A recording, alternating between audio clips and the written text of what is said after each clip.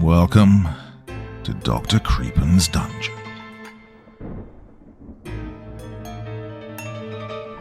Paranormal entities captivate our imagination because they embody the unknown and challenge our understanding of reality.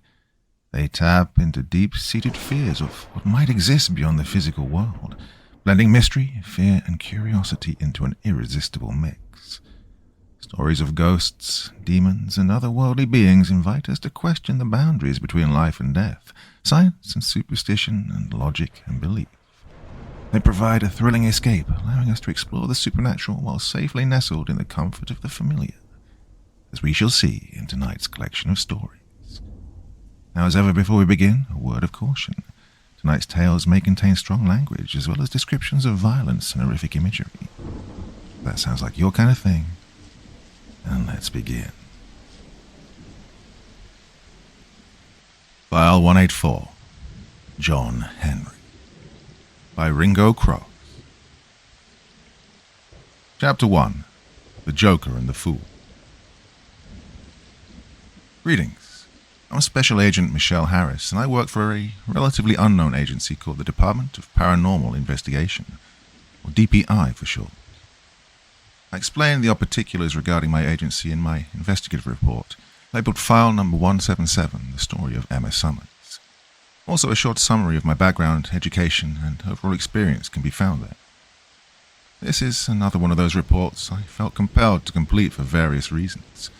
All too often, cases like this get buried in the archives and are forever lost to the hands of time and indifference. I hope to bring at least a modicum of peace and justice to their memory. Solace and clarity are the only two things that seem to ease the weight that burdens my conscience. In my earlier file, I delved into the inner workings of my department when it comes to handling cases. I fear my prior, more informal explanation may have failed to shed sufficient light. I feel it's important to illuminate the reasons why I do these reports outside of their obvious cathartic nature. So please, bear with me. The terminology may be a bit disorienting, but I'll do my utmost to keep my explanation terse. First, I'm assigned to the case by my immediate supervisor, who's called a field coordinator. Then my partner and I take some time to look over the files and determine a course of action. We're assigned to a case for one of three reasons. Number one, they're part of a project or experiment. Number two, a resource specialist flagged a civilian occurrence as a PEP. And lastly, the case was directly assigned to us by the abstruse Board of Trustees. As a DPI agent, it's my primary duty to identify if the case under investigation is paranormal in nature. If it is, then it must be assigned a PLI, which is short for Proper Level of Inquest. Now, there are two major codes, VPE and EOE. PLI is accomplished by either completing a final report and attaching a file number if it is a VPE, or an all-important dossier number if it's an EOE. And these reports are completed by us if they're the latter, and a source agent if they're the former. If a case is considered a high enough threat to national security, it's forwarded over to the Board of Trustees for further examination. The trustees will take a vote, and if it passes, the files are handed over directly to the White House. This is when our observational report is possibly turned into a military operation by OSS. The EOE tag is needed for any report to be taken seriously by the higher-ups. It's so crucial that getting it wrong could lead to a permanent strike on an agent's disciplinary record. If a case is indeed considered EOE, it's our job to understand the phenomenon behind the occurrence or disturbance. I don't want to overload my report with DPI jargon, so I'll end here. Now, the case in question, CR file number 184. Please bear with me for another moment. I know I just promised not to cram my examination full of technical bits, but I need to explain why I do these reports specifically. VPE cases like number 184 are not considered a priority. They are unofficial reports in essence, meaning they're paranormal in nature but not EOEs. Cases of this lesser magnitude are the most common according to the SOP. Usually we hand over our initial reports, called a CIR, or Criminal Investigation Report, to a source agent, and they convert our CIR into a criminal report file, or CRF for short. These final reports are given a 3-digit file number and stored under the non-essential category in our complete archival report folder, or CAR for short. I must emphasize how rare it is for a special agent to complete their own final report. And for this reason, I am secretly ridiculed by my superiors for being far too endearing. That doesn't bother me. I made a promise to myself that I would never forget the human aspect of every case, no matter how dark. In many ways, it's the only thing that brings me back whenever I feel astray. I've seen a lot in my short tenure at the department. Most of the things can be easily explained, rationalized, or compartmentalized away. But there are a few cases that have been difficult for me to slip neatly into a folder and lock away inside of my mental file cabinet. What's odd is that it's always the non-essential cases I lose the most sleep over. It's not like these cases stand out for their brutality or injustice, especially compared to their EOE counterparts. You'd think with a bachelor's in psychology, I could unpack my own emotions. Or perhaps one day I'll sit down on my own proverbial couch and spend the evening psychoanalyzing myself instead of all these supernatural beings. Though I doubt this wonderful idea will ever come to fruition. Considering I barely have enough time to do anything meaningful outside of work. Well, as you can imagine, a job like this demands the bulk of my attention. Now to the case in question. CR File 184. It all began with a man named John Lucas Henry. He'd been suspected of killing his entire family in a fit of paranoid psychosis. Initial intel didn't give us much to go on. He didn't deny slaughtering his family. His reason was that the voice inside his head made him do it. Oh, if I had a nickel for every time I'd heard that line, I'd have a jar full of them by now. Okay, maybe not a jar, but you get the idea. Forgive my unabashed skepticism, but in my professional opinion, the voices in my head made me do it. It was the typical excuse suspects used when trying to avoid criminal responsibility. It is true that I work for an agency that investigates paranormal occurrences. And believe me, the irony is not missed, nor the hint of injustice provided by my incredulity. But the fact remains, no one in our department takes this criminal justification seriously. It always falls flat when scrutinized by an agent worth his or her badge. Though the excuse may be banal and a bit cheeky, the psychology is fascinating. I suppose this would make sense coming from someone who is obsessed with the human mind and what makes us tick. Now, for as long as I can remember, well before I chose to pursue a degree in psychology, right after the situation with my sister, I often found myself pondering the merits of dualism and immaterialism. My thesis explored the true meaning of consciousness, as well as why so many of us view the brain and soul as separate experiences connected by one source, the body. The last section of my conclusion paragraph went like this. I'm convinced that I possess a soul. When I die, I'll be judged for my sins, unlike machine intelligence. Thus, I can say with supreme confidence that no matter how futuristic or evolved artificial intelligence becomes, it will never possess a soul. The machine is cold and objective. The human experience is warm and subjective. Take away our subjectivity and we lose our humanity. Make no mistake about it, AI is intelligent, and it would be foolish to argue otherwise. Intelligence is a part of their designate, but AI is not sapient. This rare distinction belongs to the only surviving member of the human species, Homo sapiens. As you can imagine, the conclusion to my thesis was considered controversial in some psychological circles, while simultaneously being lauded in certain theological circles. The notoriety is probably what put me on DPI's radar when I think back, but who knows?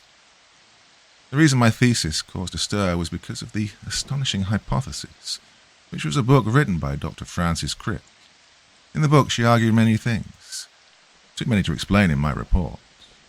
Well, the crude gist of her work states that we are, in fact, nothing but a bunch of neurons. And it's these very same neurons that create what we assume to be consciousness and subjective experience. This is, of course, a gross paraphrasing of her work. Even still, much of what she says in her book has been backed up by cognitive psychology and neuroscience. I'm not writing this report to sway anyone's ethics or further the debate between dualism and monism. I'm merely divulging what motivated me to pursue my studies. In truth, I've always had a passion for understanding the inner workings of the mind. Speaking of which, the case in question, File 184, is an interesting one. What I thought to be a textbook example of severe dissociative identity disorder turned out to be something far more sinister. Our story begins at the Detroit Metro Airport on July 16th, 2019. When we arrived, we were immediately hit with our first obstacle. Somehow there had been a mix-up with our seats. Instead of being assigned to business class, we'd been assigned to economy. I found this a bit irritating, but things happen. My partner, the always irritable Agent Adams, wasn't having it. Seeing his reaction, I tried to calm him, even going so far as to offer him the window seat. He scoffed at my proposition, turned to the clerk, and informed her that we were government agents on duty. Well, the clerk shrugged, apologized profusely, and told my partner there was nothing she could do. She said it in as polite a tone as possible, which only irritated my partner even more. He hated it when people were being overly nice to him. Me trying to play mediator, I asked if she could book us first-class seats for the following flight that just so happened to be in a few hours. And the compromise was enough to get him off her back. He turned his fury on HQ, first dialing up our supervisor and laying into him pretty thick. And this surprised me. For some reason, I thought he was calling to inform him that we were going to be late due to a mix-up with our flight. Then after abruptly ending that call, he went after his next target. He dialed up the resource department and cursed their supervisor for assigning us to a case in rural Georgia in the middle of summer. I remember sighing and telling myself to get mentally prepared for a long trip. Now that I think back on it, I remember how baffled I was by his odd conduct during our first few cases together. I was the agency's first female graduate from the DPI Field Investigations Unit. As you can imagine, I'd studied incredibly hard to earn my badge. I graduated with high marks and did everything by the book. It's funny now, but at the time, working with Gary had been something of a cultural shock. I'd been assigned to work with him by the board for reasons that are still unknown. Their decision caused something of a stir and is considered unprecedented. The story behind our first encounter is interesting to say the least. I'll elaborate one day, but for now it's safe to say I was put into a situation that nearly killed me. Those are some fond memories. I'll admit I've learned quite a bit about the supernatural. A lot more than I would have if I was working with anyone else. One of the most important lessons he's inadvertently taught me was to always judge a book by its cover. Strange, I know, it's nothing he's ever come out and said in one of his many, less than witty comments. It's just something I've noticed. That's all. I say this because, out of the 5 years we've worked together, I can count on one hand how many times I've seen him phased under pressure. Our destination was the city of Butler. I have no clue why places like this were called city. It was located in one of the more rural areas of Georgia and was the county seat for Taylor County. I already knew it was going to be a long drive. My partner was still cranky from the flight and told me that since I was the junior agent, it was my duty to chauffeur him around. Knowing the operations manual like the back of my hand, I insisted that his claim wasn't true. When I said this, he shrugged and said he was still groggy from the sleeping pill he'd taken during the flight. Before I could argue, he hopped into the back seat, slipped on his sleeping mask and stretched out with a travel pillow he always brought with him. In truth, I didn't really mind. He'd been a total baby thus far. I could use the peace and quiet to think. Before he drifted off to sleep, I remember him commenting how, if he somehow made it to heaven, he'd get booted out for complaining that it was too sunny. He found my joke clever and replied with, "Start driving already, and turn the AC on so I can get out of this hellish heat. Sending me out of the sticks in the dead of summer to chase ghosts. Wait until I get back to HQ. I'm going to file a giant grievance." I agreed with his assessment of the case and said as much. I'm surprised the resource department flagged it. I'm sure this will be a textbook non-paranormal. Hey, remember, Michelle, don't try to solve the case. We're not detectives. You'll burn yourself out trying to be a hero. I don't know how many times I have to say it. Our job is to give people enough rope to hang themselves. If you do that, the case will solve itself. I thought about what he said during the drive. It didn't make sense, but then again, the things he said hardly ever made sense. After dismissing his comment as the ramblings of a miserable man, I listened to a self-help podcast for about 30 minutes. After that, I sank my teeth into a lengthy audio recording I'd made the other night, detailing everything we knew about the case. For the most part, I did a lot of thinking. Thought about my career and if I should put it on hold to pursue my postgraduate. Well, I doubted it, but then again, you never know. I know one thing for sure. My job had been taking a toll on me. Like they were waiting for me to finish my training. I was assigned to work with Agent Adams straight away, and I've been going non-stop ever since.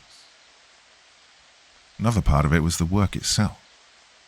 The things I've learned have stretched my moral fibers beyond imagination. It's shocking to know who really runs the world, how they operate, and that there isn't much we can do to stop them, other than create an observation department, as the vampires love to call us. I grew up in a very religious home. I've always known God was real, even before my career. My faith was the only reason I went into psychology instead of psychiatry. Another thing that bothered me was verifying the existence of God. Oh, and I don't just mean any old God. I mean God in the biblical Christian context. That's right, he exists in all of his glory and grandeur, just as described. And yet, he hardly intervenes. I can't tell you how much this bothers me. Oh, the reason he leaves us to our own devices is because of what the angels call his almighty holy decree on free will. The whole free will versus divine will controversy or dispute, depending on which scholar or entity you ask, is crucial to the angelic schism, and eventually led to the great heavenly rebellion. I suppose you could say it was the first doctrinal dispute. Amazingly, the issue of free will is still a hot topic within the Holy Order. The rebellion did little to change that. When I first learned this, I was so surprised it took me a few weeks to really digest the implications. I always believed that the biblical story pertaining to God and Satan was a neat little story about good and evil. But it's a bit trickier than that. The Holy Order. I've mentioned the name a few times. Where do I even begin? I suppose with their mission. No, it's too complicated. I'll put it this way. They're the angelic governing and organizational body for all the angels stationed on Earth. Well, there's a lot more to it, but this is the short answer. During the drive, I also thought about my family. Based on divine doctrine, I believe my sister's soul is one of the many unfortunate ones trapped in a place she was never meant to be. The idea of hell had become personal, a little piece of suffering I could call my own.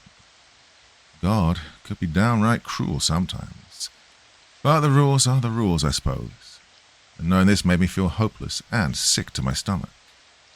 The pain I'd buried when we buried my sister was beginning to resurface. Just then, my phone rang. Speaking of family and inescapable sorrow, it was my father. With that in mind, I took a deep breath before finally deciding to answer. Hi, Dad. Hello, Ladybug. I'm not 12. Yeah, I know. Yeah, everything okay? You'd know if you answered my call. Sorry, I've been busy with work. There's no excuse for not talking to your father for a whole year. I know, I'm sorry.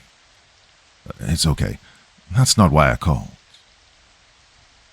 Well, you're not in trouble, are you? I am, but there's nothing you can do. Does this have anything to do with your drinking? Yeah, that's what they say. You know, doctors always trying to play God. Took me a second to gather my thoughts. The thought of him, it was too grim a thought. As soon as this case is over, I'll come visit you. You act like I'm dying. Your mother's the one you should be worried about. Dad, please, not this. When was the last time you talked to her? Dad, come on. How long is she going to walk around in that imaginary world of hers, pretending Ash is still alive? You know what? I didn't want to leave her. You know that, right? I know. Believe me, I know. Oh, you're the psychologist. You tell me what's wrong with the bugger. Dad, please, I'm not a psychologist. Even if I were, now's not the... Then when is? Why, it's okay for everyone to drag my name through the mud for leaving the crazy hag. But it's okay for her to drive our family apart. Ash was just as much my daughter as she was your mother's. You were 17. You were there when it happened. You saw how she blamed me. Hell, she still blames me. You wouldn't know because you got out of there and did right by yourself with Carge and now this cushy government gig. Dad, I understand. I know how... No, you don't know how I feel, so don't bother with it. I'll tell you all right. Imagine living with someone who won't let go of that kind of pain. I loved Ash just as much, damn it. I'm sorry for leaving your mother, okay? I couldn't keep living like that, being reminded of your sister day and night, thanks to her batty ways. She still makes her bed, you know. Washes the same tired old-school uniforms. Talks as if Ash is due home any morning now. You tell me, who wants to live like that, huh? No wonder I turned to the bloody bottle. He stopped ranting and began sobbing like mad when the pain had finally breached his defenses. It was a guttural cry that was very difficult to listen to. I could feel my own eyes well up, but I had to stay strong. I had to for him and for my own sanity. Oh, bloody hell. Sorry, Ladybug. I just wish everything could go back to normal. Me too, Dad. Yeah, you two were close, eh? Yeah, very. That's good. Hey, where are you? I'm at the pub. Dad, you really need to stop drinking. Oh, Mother Mary, he muttered under his breath. I could hear the empty shot glass rattle when he slammed it down on the table and demanded another round. He made a scene about it, using our call as an excuse.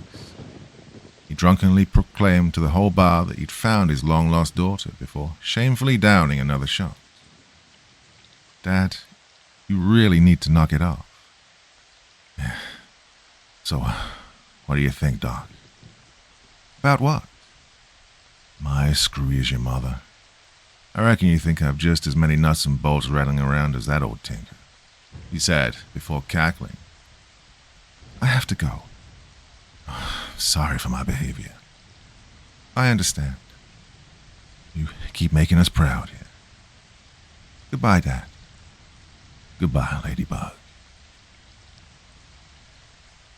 I ended the call and sighed. I remember looking back to make sure Adams was still asleep. I don't know why that was the first thing I did, I thought as I fought back the tears. Oh, I suppose it's what I deserve. I've been avoiding my parents for a while now. For the longest, I viewed their behavior as a distraction. I made a mental note to visit him and maybe even Mother. After that, I pretty much blocked out the whole conversation and bravely carried on giving this investigation my full attention. Chapter 2. Southern Hospitality.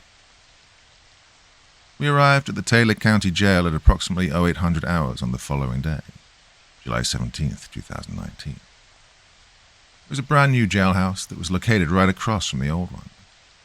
The only reason I knew this was because I foolishly went there first, only to be met by a bunch of rusted yard equipment inside of what was now a makeshift storehouse. Across the way was a set of railroad tracks that stretched endlessly in both directions. Ah, the good old city of Butler. There wasn't much to say about it other than it was just like any other small town, quiet and quaint.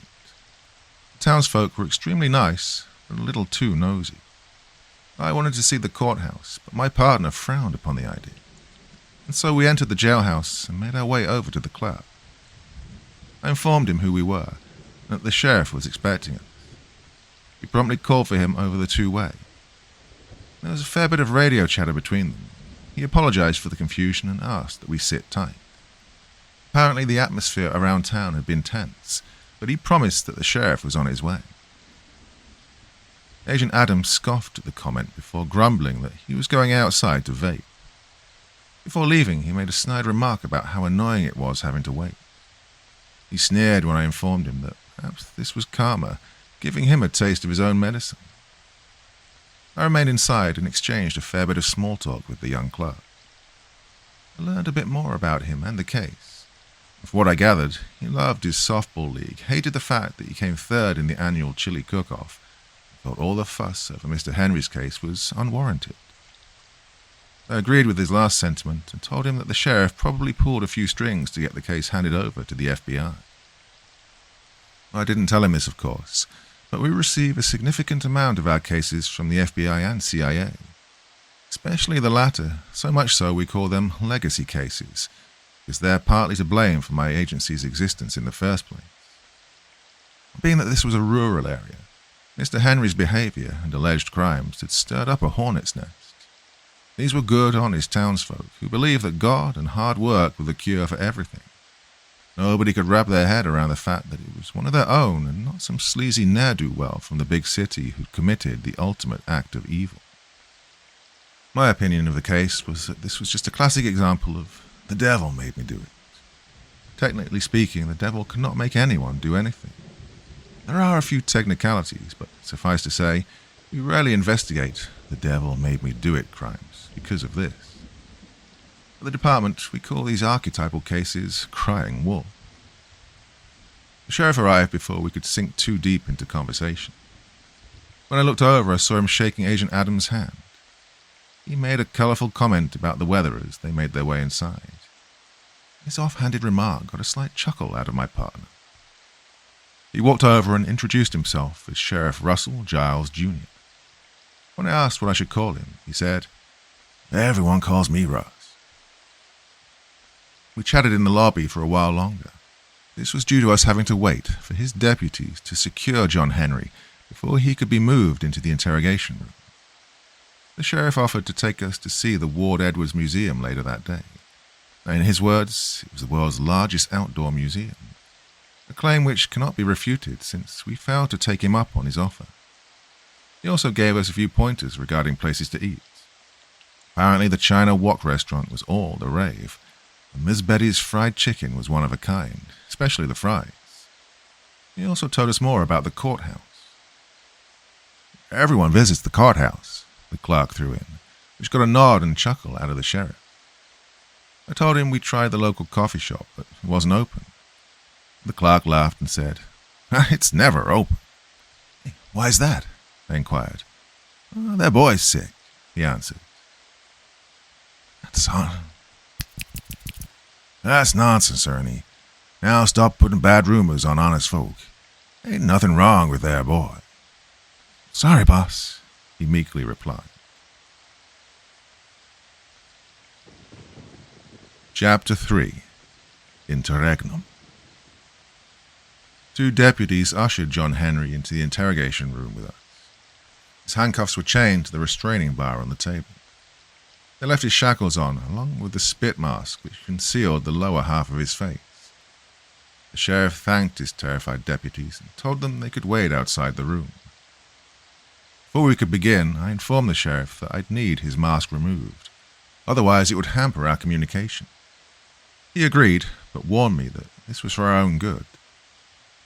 I browsed over the suspect's file while waiting for him to undo the straps. The process took much longer than usual. When he did finally finish, I thanked the sheriff and then addressed Mr. Henry. Greetings. I'm Special Agent Harris, and this is my partner, Special Agent Adams. He said nothing. Instead, he stared into my eyes with a vacant expression. Seeing that I wasn't about to back down, he finally spoke. His voice was heavy and steady. It matched his burly lumberjack frame. Your first name? Michelle. Anything else? There's always more. Oh, really? Like what? Let no man say when he is tempted, I am tempted of God. For God cannot be tempted with evil, neither tempteth he any man. But every man is tempted, when he is drawn away of his own lust, and enticed. What are you getting at? I asked. Be careful of the company you keep. Why's that, Mr. Henry? Let me pray for you. Beg your pardon? You were in the serpent's den, he said as his eyes wandered over to my partner, Agent Adams. Then he added, I know an evil spirit when I see one. Sure, you can pray for me. What? No, Agent Adams blurted. Why not? It'll make him feel more comfortable. And besides, maybe he's right. Maybe I am in the serpent's den, I told my partner with a keen eye. You brood of vipers, how can you who are evil say anything good? For the mouth speaks what the heart is full of. A good man brings good things out of the good stored up in him, and an evil man brings evil things out of the evil stored up in him. Agent Adams got up from the table in disgust. He flailed his arms around and said, What the hell? Where's my frickin' vape pen? Every time I try to quit, somebody does something stupid to tick me off. Just try to ignore him, I told Mr. Henry. With pleasure. He nodded before bowing his head and beginning his prayer. Father God, keep Michelle safe during these tumultuous times. Her faith will be tested, but only through you will she find the peace and salvation she so desperately seeks. Better to be blind and of faith than see and be ignorant of faith. Those serpents who walk amongst you, do not be fooled by their slithering lies. Walk with the word of God. Let his divine word carry you in stride to the gates of the promised land. Let the light of commandment and judgment overcome the darkness and wickedness that surrounds you. That was quite an interesting prayer, Mr. Henry. Good. I was afraid I may be getting rusty. Once a man of the cloth, always a man of the cloth. I'm sure your flock misses you. I'm sure they do. Now, what do you really want? He asked with a suspicious eye. I'm glad you asked. Before we can formally begin the interrogation, I must state for the record to any individual suspected, detained, or, in your case, arrested and charged with a crime, that we do not use recorders due to the classified nature and sensitivity of our work. We rely solely on pen and paper to assess the merits of each case under review. How we choose to classify yours will determine what course of action is taken in any future criminal litigation against you. The Department of Paranormal Investigation is an autonomous division within DHS. We fall under the Protocol 7 initiative, which was signed into existence via Secret Executive Order 1300P7 under the American Governmental Observation and Assistance Program. Even though we're part of DHS, we are not subject to any DHS laws or operational procedures due to this initiative. Anything said by you or anyone else in this room is considered classified and cannot leave this room. You do not have the right to an attorney. Anything you say will be used to properly classify your case. You may end the interview at any time, but we reserve the right to proceed with the investigation using emergency countermeasures. The violation of UDHR is part of NWGO Action Code 11, a World Order Agreement, and a separate arrangement, the Treaty of Concord, which is signed by the acting President of the United States every year. This treaty allows us to void the civil rights of any citizen, non-citizen, or unidentified entity upon U.S. soil. Now, if you were indeed contacted by the devil, we'll get to the bottom of it. As a DPI agent, I'll do my utmost to see that it is done and that your case is classified properly. We hope that you will fully cooperate with our investigation. It's in your best interest to do so and will help expedite our decision. The information I just shared with you was a mandatory reading of the Treatise on Discourse and Disclosure. This is a diplomatic ex parte that denies legal counsel to anyone we investigate. Do you understand, Mr. Henry? I'm not quite sure I do. Agent Adams blew a large cloud of mist into his face after taking a hit from his vape pen. I'll tell you what it all means. It means you have the right to remain silent, but it will be held against you. What agency is this again? DPI, he grumbled gruffly. And you've seen this before? What do you think? Wouldn't have asked if I knew. I quickly chimed in. Don't worry, Mr. Henry. We're the good guys. You have nothing to fear. Just tell us the truth about what happened. If your story checks out, you'll be free and clear. You have my word. The sheriff gave him a pat on the back before telling him, See, told you I'd bring in some folks who could help with this. And I kept my word. Now don't worry, John, you'll be cleared of this mess in no time. Let's not get too hasty. Not until we finish our investigation, I told him. I might not look it, but old Henry here wouldn't hurt a fly. He's been a solid pillar of our community for as long as I've been buck hunting. I put on my reading glasses. A few things in his file stood out. Not wanting to start questioning him yet, I made some more small talk. I wanted to gauge his temperament, and so I said, You know, my dad used to be a pastor. Used to?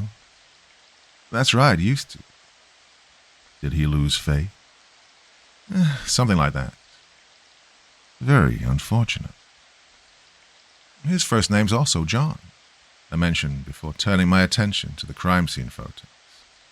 I had to admit they were stomach-turning. I placed a finger to his arrest photo and said, John Lucas Henry, age 47, of African-American descent. 2 kids, Mo and Lauren Henry. Husband of Suzette Henry. Pastor of the Second Flint River Missionary Baptist Church. Veteran, farmer, coal miner, railroad worker, faith healer. Not one person in town has a bad thing to say about you. Sheriff Giles butted in. He's a good man, I tell you. Ain't no way he did this. I wonder now, how did a good man wind up murdering his entire family? He stared silently into my eyes for a moment before speaking. If your right eye causes you to stumble, gouge it out and throw it away. It's better for you to lose one part of your body than for your whole body to be thrown to hell. And if your right hand causes you to stumble, cut it off and throw it away. It's better for you to lose one part of your body than for your whole body to go into hell. Agent Adams let out a very audible groan. He'd been standing in the corner, vaping away up until that point. After Mr. Henry had quoted yet another Bible verse, he began to impatiently pace back and forth, checking his wristwatch periodically. When I looked over at him to see if he had anything to add, he gave me an annoyed expression, the one he always gave when he wasn't getting his way. Then he turned his attention to Mr. Henry and grunted. Looks like we're not going anywhere for a while. Should I grab a Snickers while we're at it, huh, Mr. Henry? He simply shrugged and said, Do as you will, evildoer. Isn't that grand? Pot just called the kettle black, Agent Adams muttered. Don't mind him. He's always this fussy, I informed Mr. Henry and the sheriff. The sheriff seemed surprised by Agent Adams' conduct.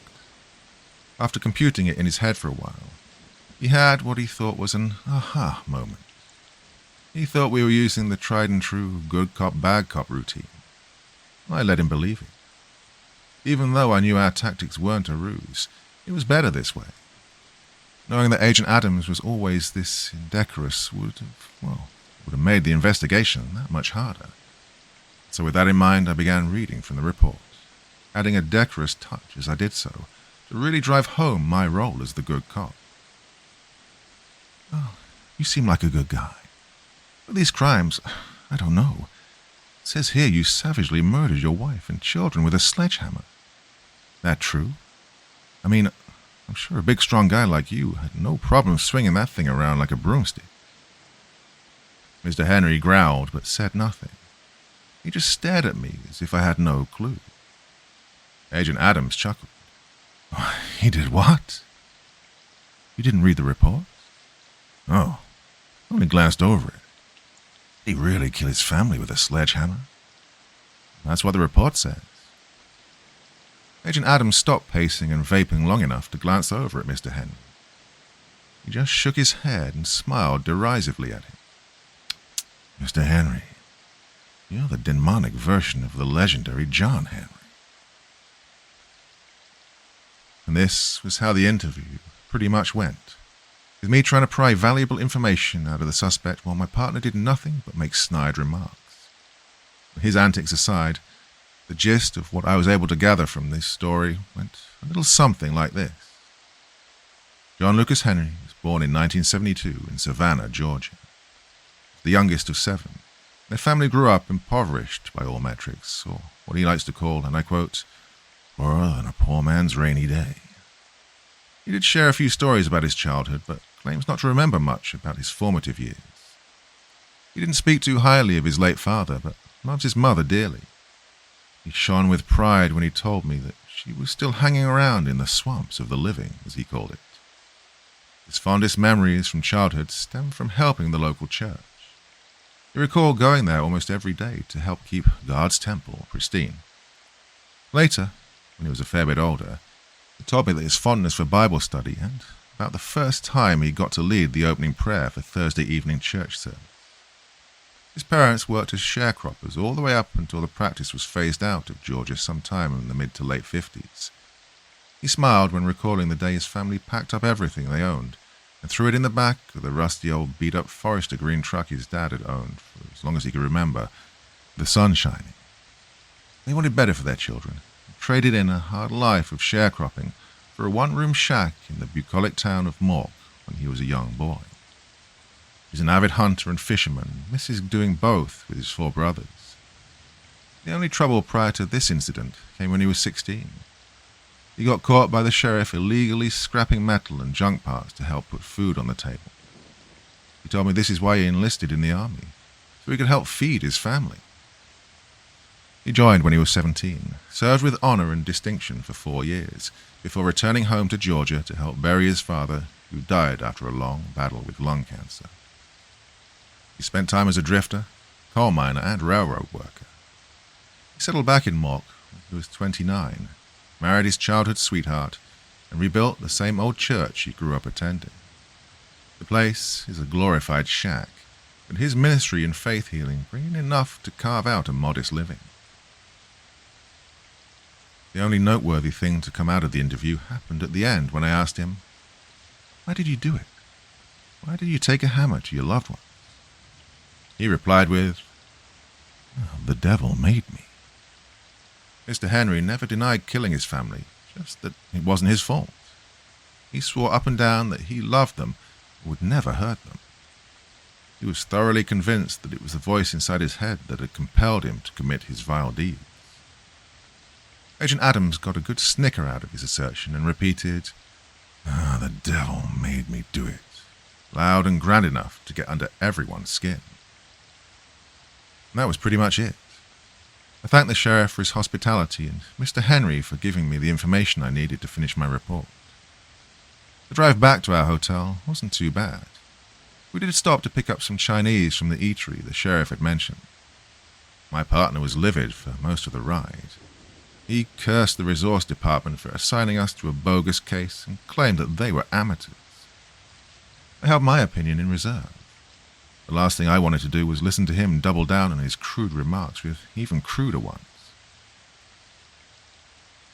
We stopped at the local shop to pick up supplies. Adams's foul mood changed for the better almost as soon as we walked in. He immediately gravitated towards the sweets and grabbed a pack of candy cigarettes. "Wow, I haven't seen these since I was a kid." His comment intrigued me. I asked him to elaborate, and he told me. "Jacob and Rosalind would get me these all the time. Every time we go fishing, we'd stop by the general store, grab some bait, and ask Jacob to buy me a box of these. Man, they're the exact same ones. Oh, I have to buy some." He expressed this a bit exasperatedly and was stupefied by the delightful coincidence. I never heard someone refer to their real parents by their first names. When I asked, he confirmed that they were indeed his biological parents. I wasn't surprised by my question. I wanted to dig deeper, but the moment had already passed. All it took was for the clerk to politely mention that they didn't carry any vaping products for him to be back to his glum old self. When we left the store, he offered to drive the rest of the way. He told me he needed something to do to keep his mind off the thought of nicotine. I didn't mind. In fact, I gave him a few words of encouragement along with the keys. I told him that he did right by not giving in to his vice, and jokingly suggested that the candy cigarettes could act as a temporary replacement if he closed his eyes and tried hard enough. He scoffed at my attempt at humour, but thanked me half-heartedly for the words in the same scoff.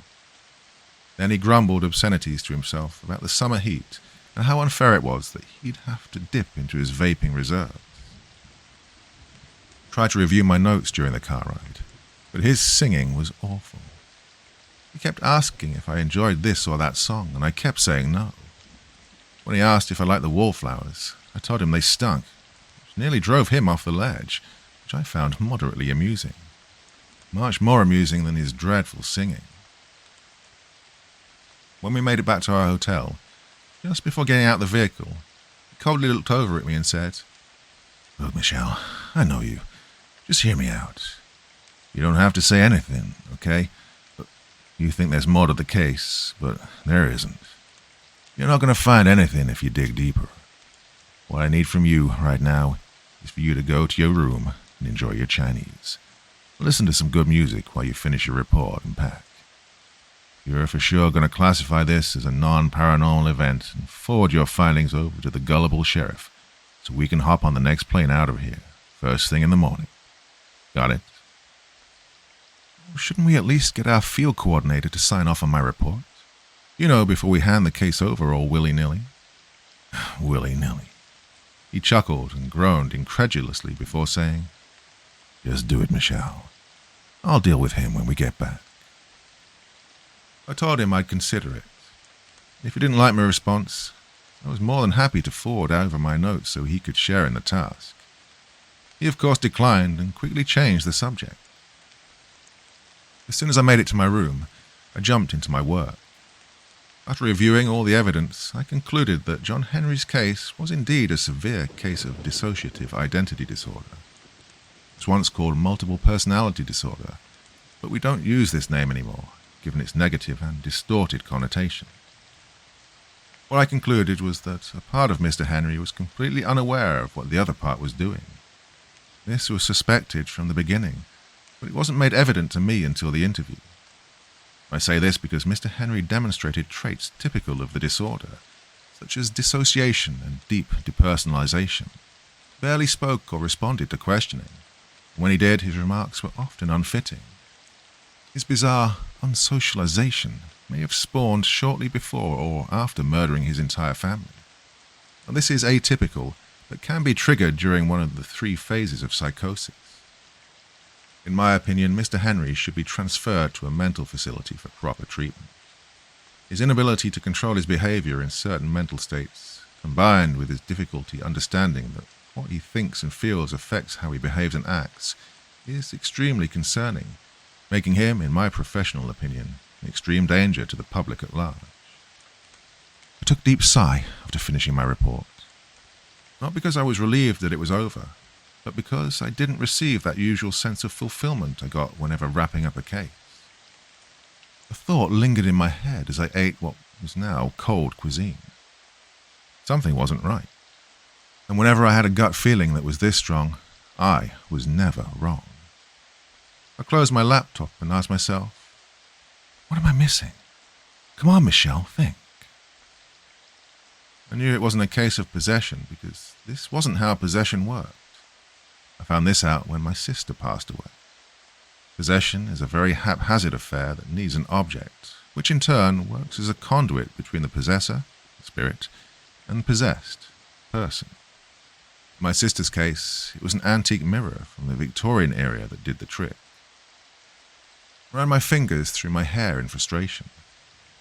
The televangelist on the TV screen caught my attention with his evangelizing. The image drove me crazy. What were my instincts trying to tell me? Come on, think, Michelle, think. This isn't right and you know it. That's when it hit me. As I sat there, twirling cold noodles with my fork, pondering something Mr. Henry said. I didn't think it was anything of note at the time, but when he talked about the voice in his head, he claimed it was, and I quote, "That tricky old serpent loves to play, disguising his voice as a woman's so I wouldn't think it was him. Once a trickster, always a trickster." Now this innocuous detail almost went right over my head. The memory and moment when it all clicked still haunts me to this day. Because if I had have caught it sooner, maybe the case would have had a different outcome. Sadly, it all makes sense now. Okay, what am I talking about? Now, I want you to picture the devil. Whatever you're thinking is probably wrong. Forget the banal images of a jester, jokester, or horned demon. Even my partner knows much about him. He always has a bead or two on the occult. I think he's met just about all the heavy hitters except for him. He wasn't the type you wanted to meet. The last thing he'd do is be the voice inside your head. He simply wasn't the type to play charades. He preferred to get his hands dirty, but alas, his story is one for another day.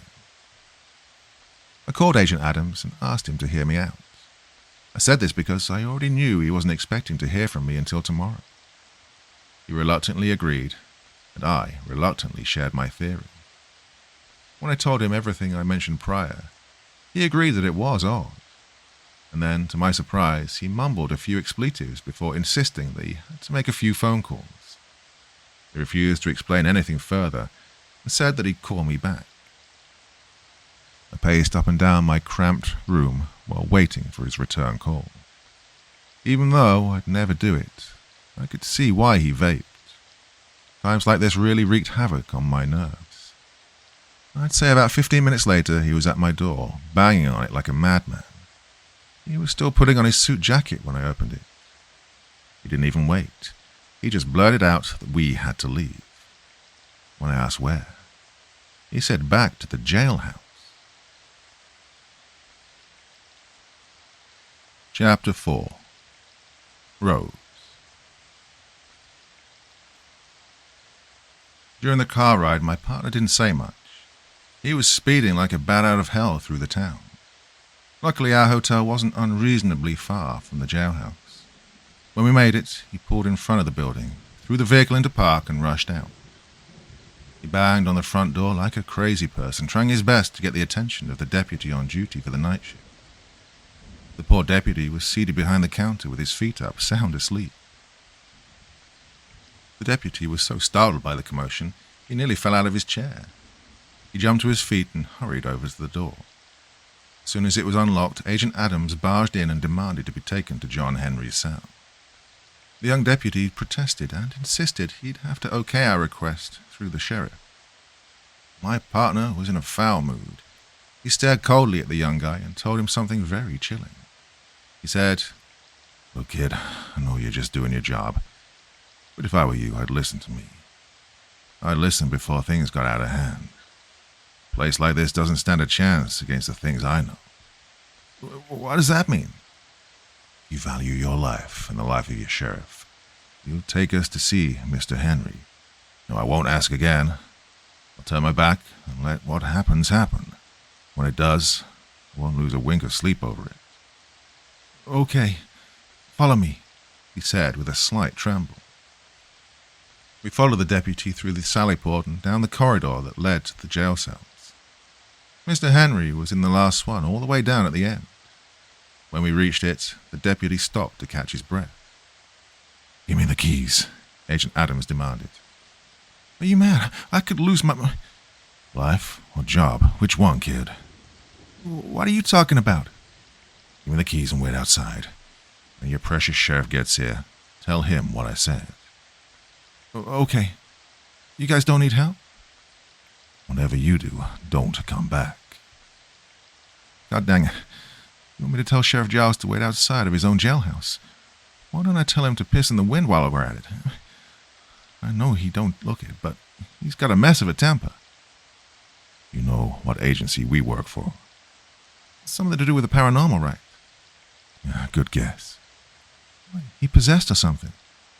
Look, I can't guarantee that Mr. Henry will survive. Still, my suggestion is the best and only chance we have at minimizing casualties is this. Now, I don't care what you tell him. If you come back, you will die. Simple as that, kid. The deputy nodded his head solemnly. He turned and slowly trotted down the hall while babbling to himself about how much of a pickle he was in. My partner heard him and mumbled a few invectives in private retaliation. He glanced over at me then, and then to Mr. Henry. Relief washed over his senses. It wasn't too late. Our suspect was indeed still alive. Mr. Henry rose from his bed and made his way over to us. There was a glint in his eye as he approached. Well. So the demon and the angel return. Whom do I owe the pleasure? If you've come to find salvation, then forgive me. All I can offer you is damnation, Mr. Henry said with a strange grin. He stared at us with a look that was as cold as the stone wall behind him. A shiver went down my spine. The only thing that separated us from this monster was a set of steel bars.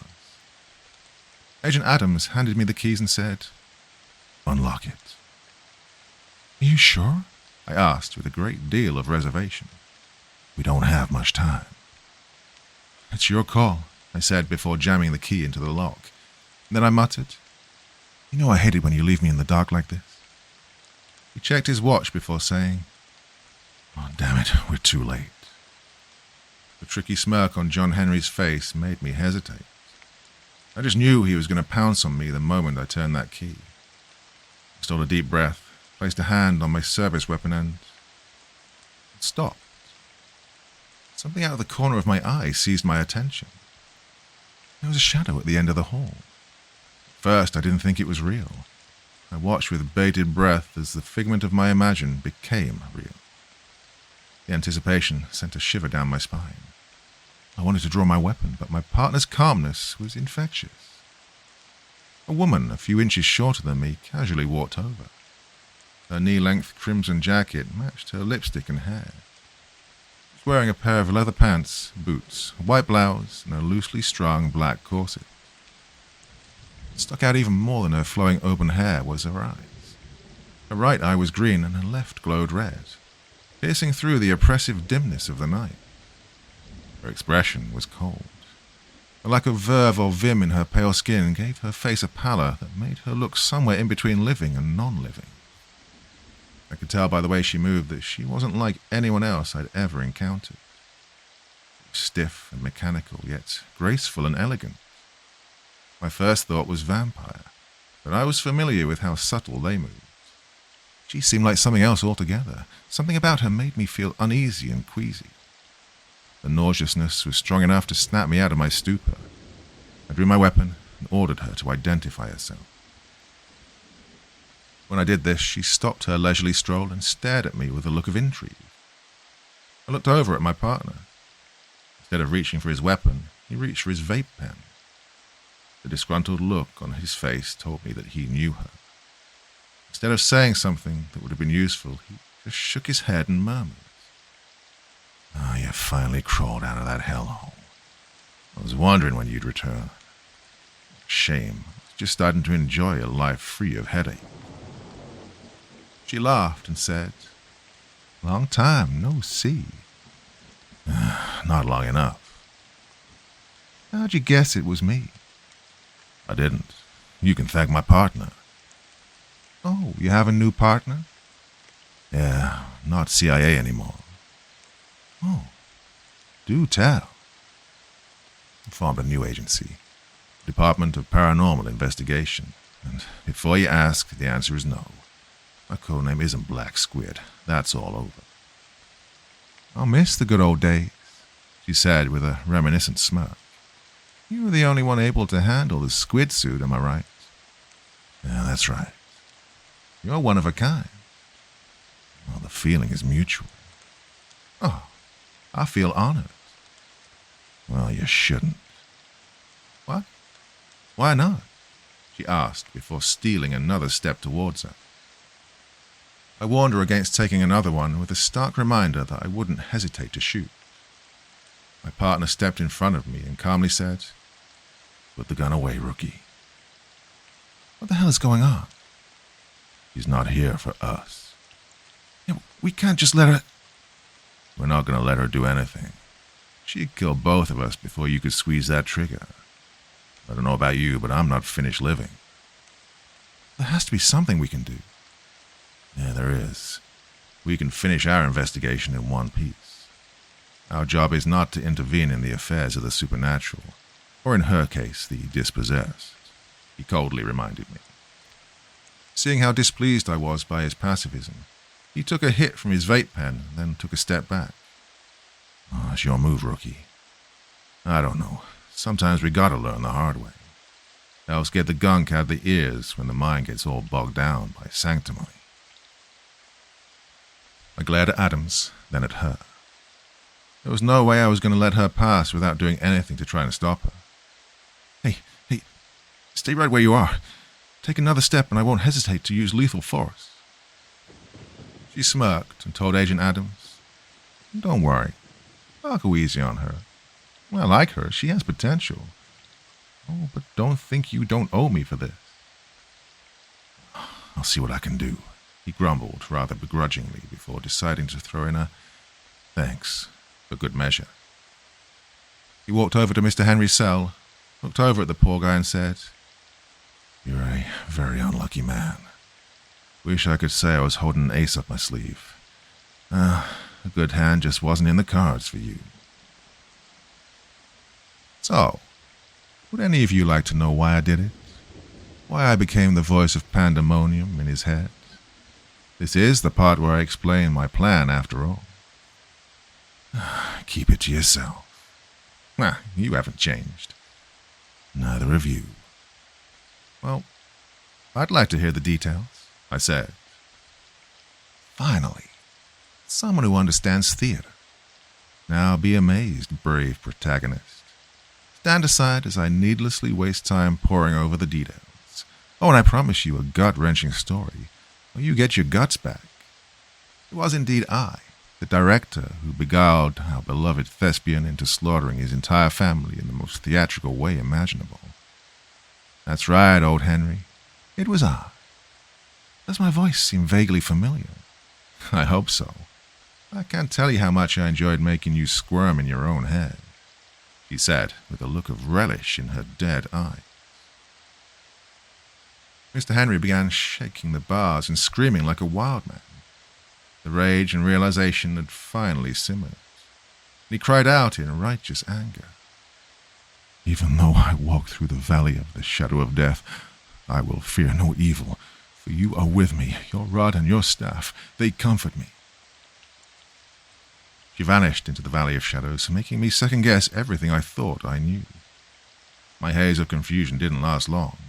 Her footsteps were close, eerily close. No, it wasn't my imagination. She was standing right behind me. I froze when she leaned into my ear and whispered, "Simply slaughtering him isn't enough. I want to see the sorrow bloom in his eyes." She placed her hand on my shoulder after sharing her sick secret.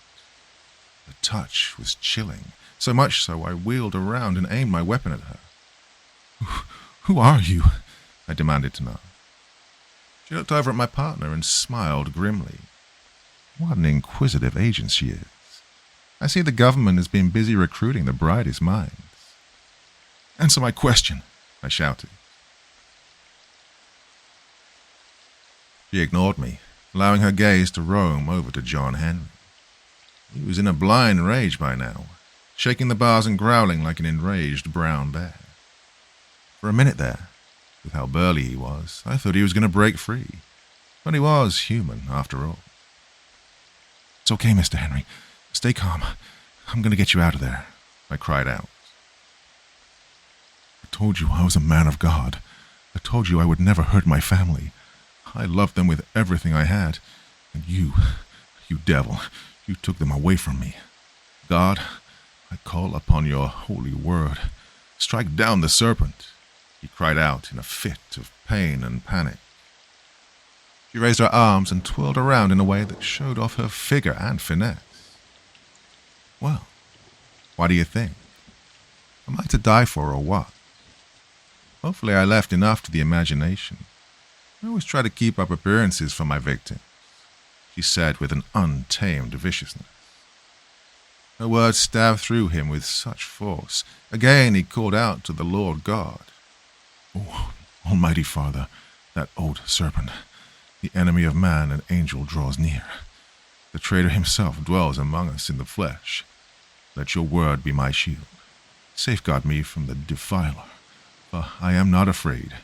He who does not show fear in the face of terror shall not be terrorized. I shall not walk in the valley of fear, but faith. Begone, devil. Crawl back to the pits of despair where you belong. He hollered out, as if he could cast her away with his booming voice. Stay away from him, I shouted.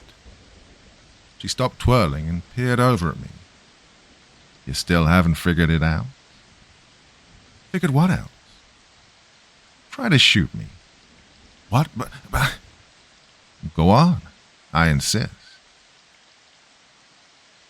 I tried to squeeze the trigger, but it wouldn't budge. I racked the side and tried to fire again, but instead of hearing that distinct click from my Generation 5 Glock 19, there was silence.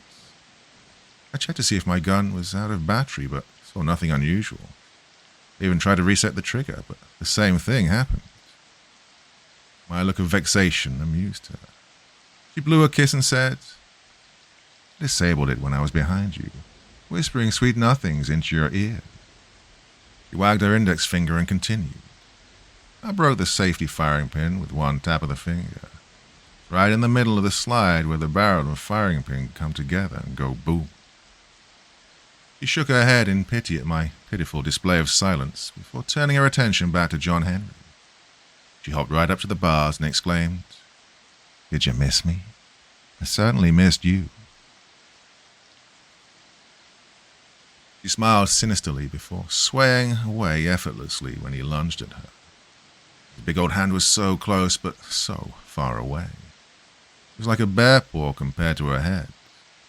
No matter how hard he swung or how much he struggled, he couldn't find his mark. She looked over at my partner then and said, She really didn't see it, huh? Oh, what makes it so sad is... She leaned her head to the side without looking, avoiding Mr. Henry's angry swipe with ease. Wow, and here I caught myself moving slow enough so she could see me disable her gun. It seems our protagonist is a little slow on the draw. God, you're a real pun factory, Agent Adams grumbled. You saw my gambit, I assume. Yeah, I saw it all right. I don't know about her, Gary. I prefer your old Eagle squad back when you were CIA to this newfangled supernatural bunch. Cut her some slack. I barely saw what you did. I'm getting old, Rose. I'm not as sharp as I used to be when we used to tangle, Agent Adams mentioned. Oh, what a shame. Should have taken me up on my offer. Talent such as yours shouldn't go to waste. Agent Adams shrugged before coolly taking another hit from his vape pen. Yeah, immortality's overrated. Says the grumpy old man. She smiled. You did this, eh? Agent Adams asked. What do you mean? She inquired, while trying to play coy. The act wasn't very convincing, but she carried on with her hack performance. I didn't ask for this. I'm a victim here too, you know. To be forced to feed on blood, stalking poor sods day and night. An outcast destined to watch the world wilt around me. You know what it's like?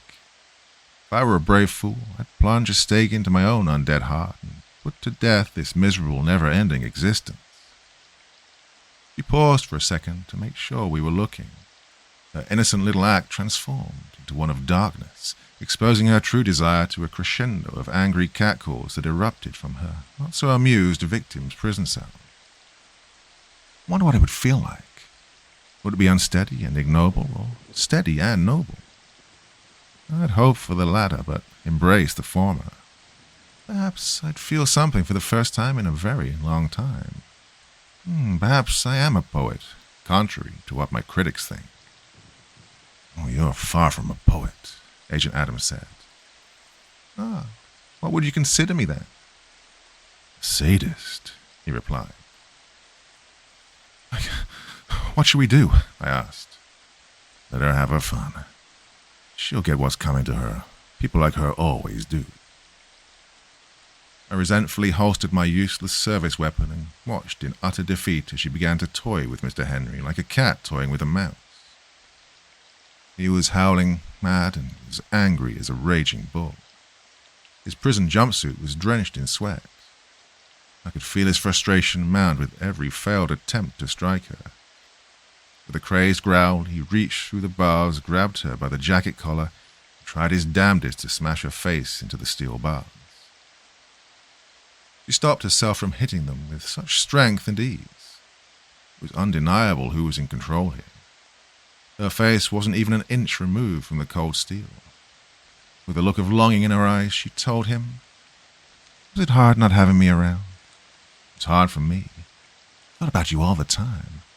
I never wanted to let go, but I had to. It was the only way. I have a confession to make. I wanted your crimes to fester on your mind, for your soul to languish in that dark, dry pit of hopelessness that once overflowed with hope. I wanted you to realize that God would never in a million years forgive you." "I'll kill you," he cried out, while trying to again, in vain, smash her head into the bars. This time he even reached his other hand through and placed it to the back of her neck for leverage. Her merriment only fueled his disdain. He tried with all his might again and again before finally giving up and punching her in the face. She buckled over and pretended to be hurt. The moment was fleeting, and soon her mirthful wickedness shone through like a black candle in a white arcade. The shame and horror of witnessing her unleash naked cruelty upon an innocent man is hard to live with. If only I would have done something, anything in that pivotal moment, he might still be alive. I know it's not true, but it's a thought I've wrestled with every day since then. The poor man cried out at the top of his lungs. "God is my protection. He warned us about your wicked ways." "We have to do something," I told my partner. We're doing our job, Michelle." "How can you be so calm? An innocent man is—" Before I could finish my statement, I looked over at his cell and couldn't believe my eyes. She was standing inside of it, right behind it. Even he couldn't believe it. He stood there for a moment, frozen in fear. When his mind had finally caught up to reality, he quickly turned around and placed his back to the bars. The shock made his knees buckle and his breathing heavy and uneven. "You still don't get it, do you?" Who are you?" "I'm the one who was in your head whispering those awful things this whole time. Wasn't the devil. Little old me, the revenant." "What? Oh, God, save me." "You have a strong mind. Took a bit longer than usual for you to let go." "Dear God, no, no." She nodded slowly and said, "Now you're starting to see. I'm not surprised a person with a skull as thick as yours took so long to figure it out. Well, I almost gave up, but oh my efforts have borne fruit." "You were the voice in my head?" "Yes," she grinned wildly. You tricked me." "Yep, it was me the whole time."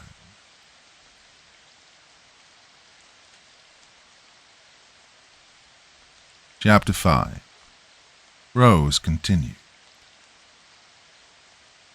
He looked over at us and cried out for help. I had to turn away. He was a strong, proud man who had taken care of himself and those around him all his life. A man who had done nothing but give back to his community. Now here he was, begging for help like a feeble old man. The only reason I was alive was because of her mercy. I knew if I tried anything, she wouldn't hesitate to go back on her promise to Agent Adams. And what use would I be to humanity dead? What good would I be to my sister's memory if I followed her to an early grave? The feeling, it was like a sucker punch to the ribcage. Even with all these thoughts clanging around in my head, my first mind was to think of a way to save him. I grabbed the keys off the floor and jammed the first one into the lock. Damn it. It didn't work, I blurted while fiddling with the keyring. God, why? Why have you forsaken me? I have done nothing but serve you and your son faithfully. I have done nothing but be a grateful man in an ungrateful world, he cried out in a fit of grief. Rose placed her hand on his chest and, with a gentle push, induced his heart into an irregular rhythm. She took a step back and watched the chaos that bloomed from her grim garden. Mr. Henry's eyes bulged like a wild animal ensnared by a hunting snare. She grabbed him by the wrist and yanked his arm towards her. This one whiff of the blood that flowed through his veins was enough to make her dizzy from shameless pleasure. Please, he wheezed through clenched teeth. She ignored his whimpers, chortling ever so softly as she said, I prefer the wrist to the neck. The blood tastes sweeter this way. Let him go, I shouted, while trying yet another key. It's okay, Mr. Henry. I'm going to get you out of there, I promise. Why is it cruel of me to take everything away from you? Your family, your sanity, your faith. Feels like I'm cradling your life in my arms right now. I can't wait to feast on this lovely stew of misery. He hissed in agony. Oh, I wish it wasn't over. God, please, save her. The look of malice in her eyes penetrated his soul almost as deep as her fangs penetrated his flesh. It was absolutely a feeding frenzy. She let go of all inhibitions and drained away like a leech stealing the vim and verve from an imprisoned angel. She let go of his arm and he crumbled to his knees. He stared up at her, tears slipping from his broken gaze. There were no last words. There was no last-minute miracle. He closed his eyes and took his final breath. I shuffled through the keys on the keyring. There it was. God, what I hoped was the master key. I shoved it into the lock and the door popped open. Without even thinking, I rushed over and checked for a pulse. There was nothing. His hand was stiff and ice cold. The only thing left of this proud man was a crumpled pile of flesh and bones. He stepped past him as if his life meant nothing. I could see her making her way over to my partner, Agent Adams. He saw it too, and before speaking released a cloud of mist after taking a sizable hit from his vape pen. My. I see you haven't lost your neck for abject cruelty. Once a monster, always a monster. Really? Was I that insufferable? He frowned and said, You should go. Is that any way to treat a friend? You're no friend of mine. What about our history? What about it? You used to be one hell of a weapon. Agent Adams didn't say another word. He just stood there glaring at her, waiting for her to get the hint that he wasn't interested in reliving the past. My hands were trembling as I brought them together to say a short prayer for Mr. Henry. The anger inside me made my stomach turn. I couldn't take it anymore. I needed some answers. I had to know who this lunatic was and why she had done the unthinkable. When I approached her, she ignored my question.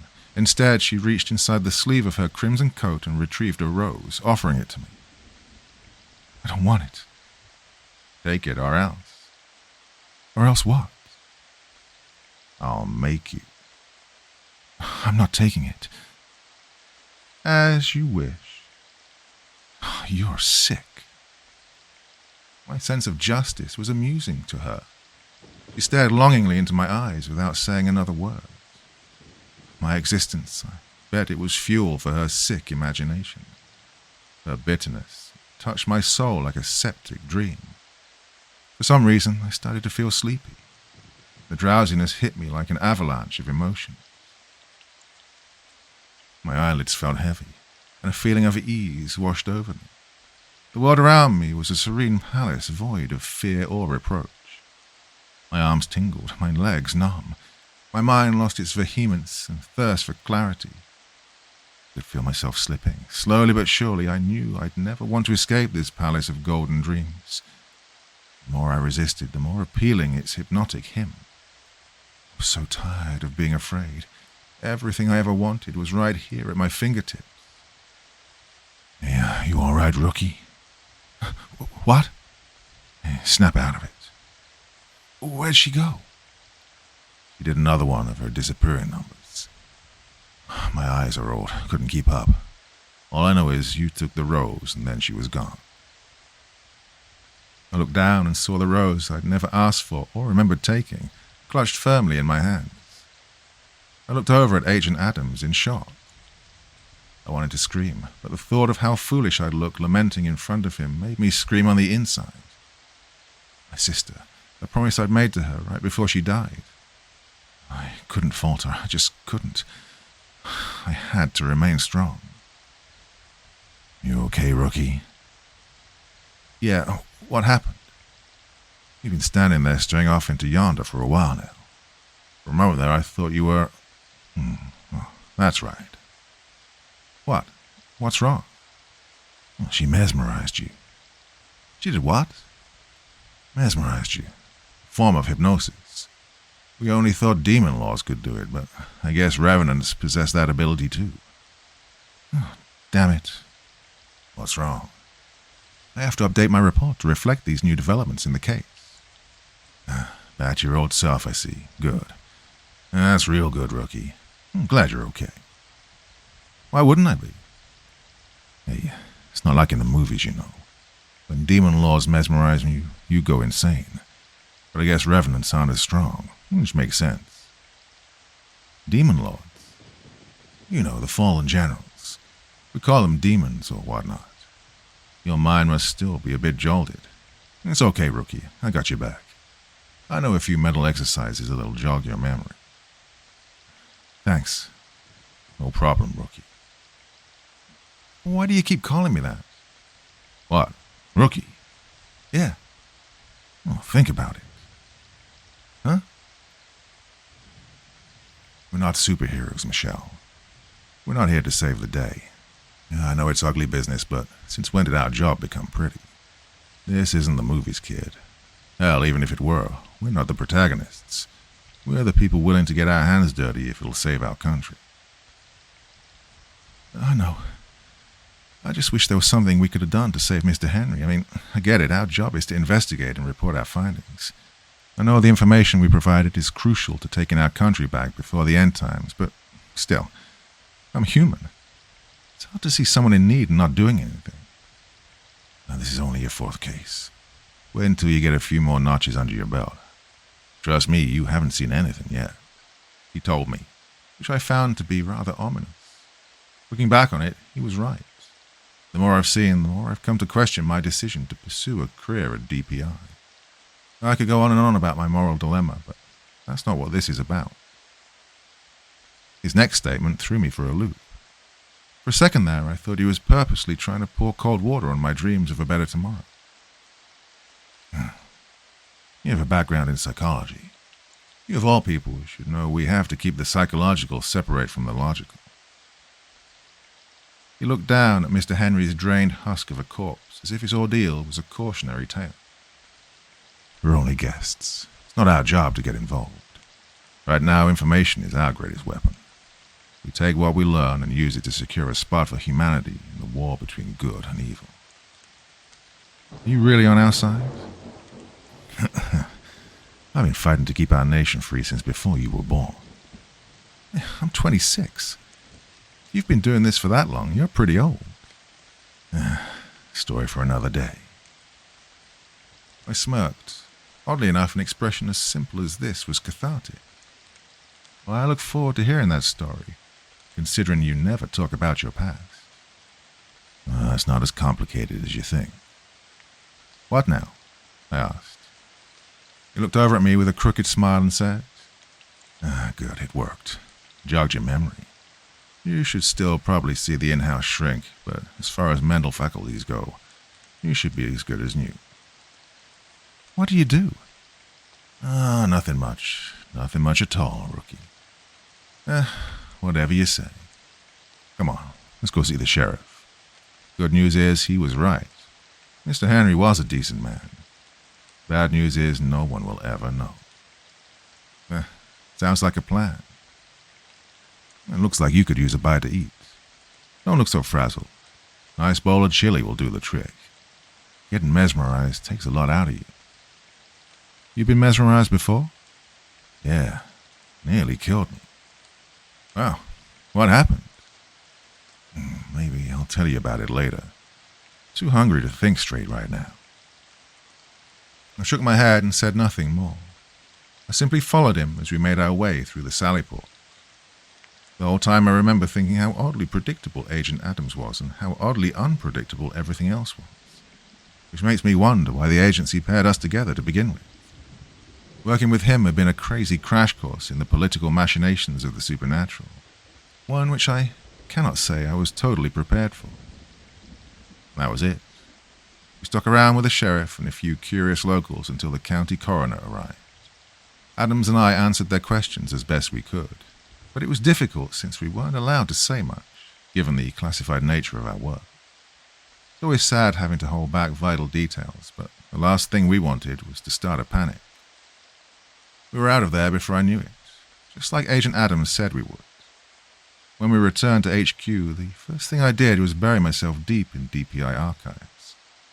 I had to know more about these revenants. It was difficult to put the pieces together with what little intel we had. Apparently, revenants are a more recent phenomenon. The new kid on the block, so to speak. It all starts with their leader, a young boyar born to vampiric nobility in Romania. The Dracul demonic order, to be exact, which is the oldest and most prestigious bloodline. He was already a prodigy by the age of 7. His fighting ability was so profound it drew the attention of the master of all vampires, the devil himself. He took him into his custody as an apprentice, making him the first and only person to ever be given this honor.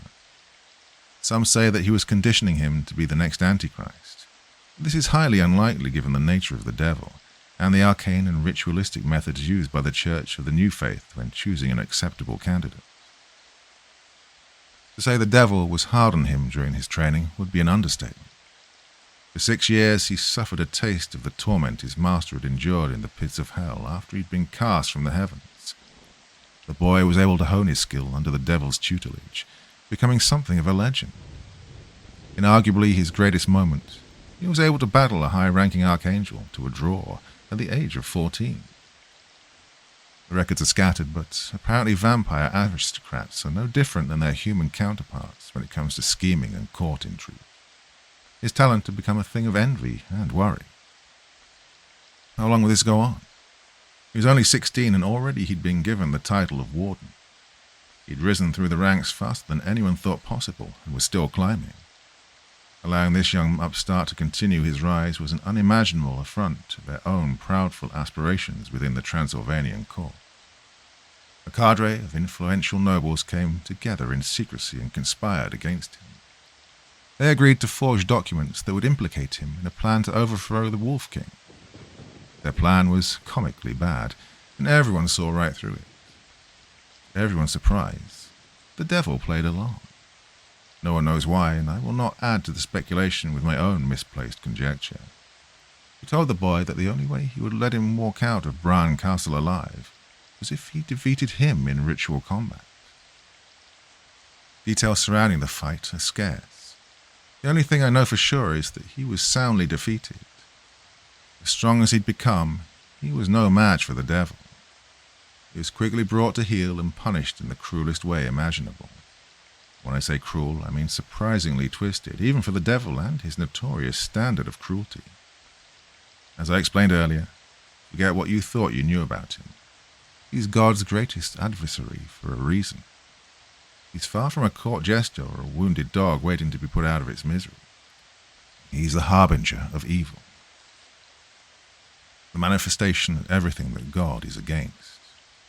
If I were you, I'd pray that you never have to find out what I mean. That he is truly the embodiment of wickedness, darkness, and ungodly determination.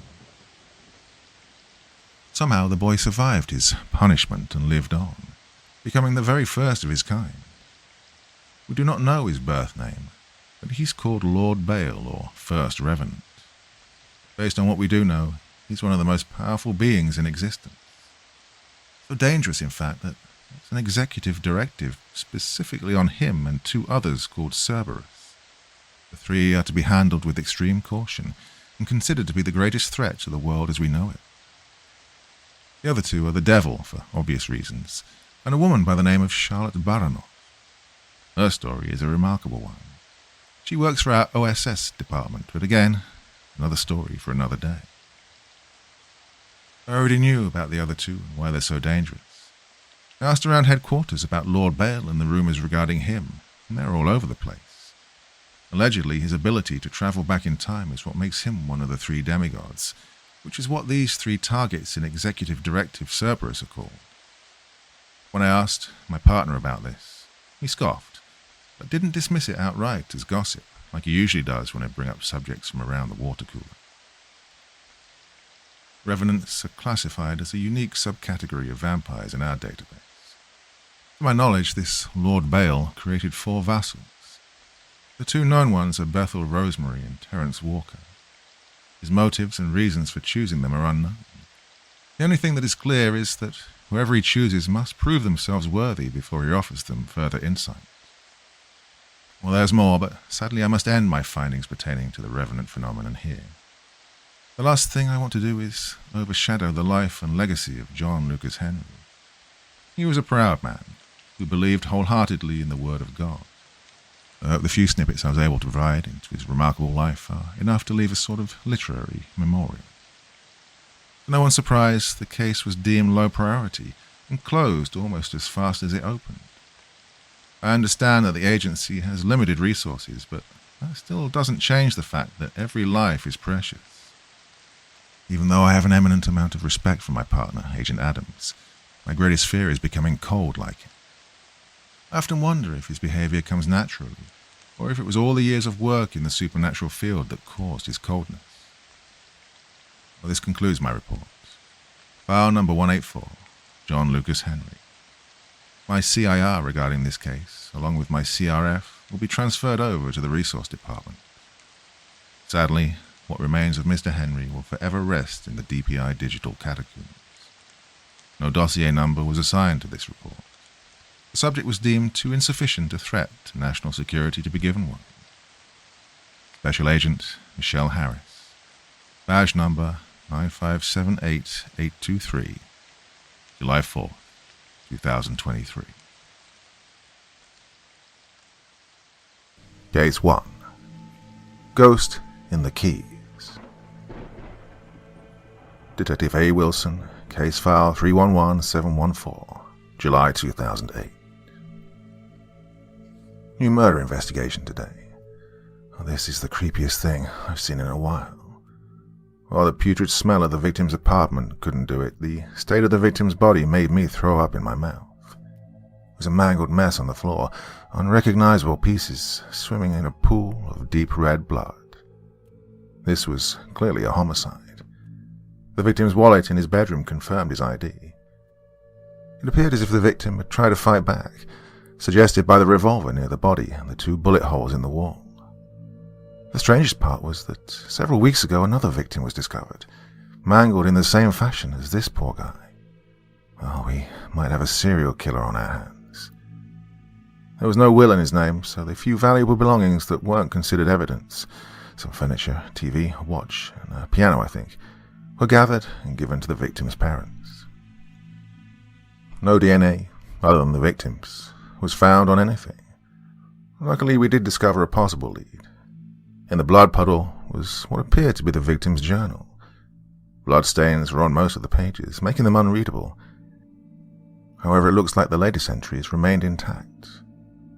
I'm transcribing the contents here.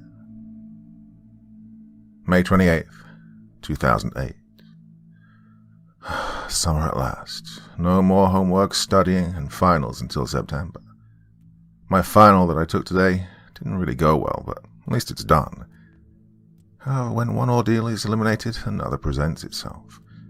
I'm running out of money, and in order to keep the hellhole of an apartment, I need to find myself a job. Yeah, like I'm going to be able to do that in this ghetto. I don't understand. I thought college helped you find jobs more easily. Well, I hope it's worth it after it's all over. With the economy the way it is, it seems like only scientists, engineers, or other people ruining their college experiences by choosing obscenely hard majors will attain careers. Being an artist doesn't seem to cut it. At least I'm away from my parents. While I'm still rotting, at least I'm not rotting with them. They said I won't become anything, that I'm doomed for failure and might as well just give up. And they said a lot of things. I can quit whenever I want. Oh, he just tripped and fell down the stairs. Well, I need to believe that they were always wrong. I need to believe that my hard work and scholarship that I earned was merely a prelude to my success story. June 4th, 2008. All of this free time is killing me. After applying everywhere for work and getting no reply, I gave up for the summer. Well, the anxiety of possibly losing my apartment is bothersome, but being alone, friendless, and lost to my thoughts is just tortuous. Needing to escape, I got my keys and went for a drive in my truck. After about an hour of aimless driving, I investigated a garage sale from a small house in a nearby neighborhood. I perused the selection of wares. Lamps, bedsheets, a dresser. All seemed in decent condition. Or perhaps the owner was moving. One thing did catch my eye. In the distance was an upright piano. Its brown paint was chipped, but it still retained an aesthetic appeal. I played a couple of notes. I'm slightly out of tune. I remember taking piano lessons when I was a child, but when addiction overcame my parents, the funding was cut. I thought to myself that purchasing this instrument might provide a distraction from my deleterious thinking.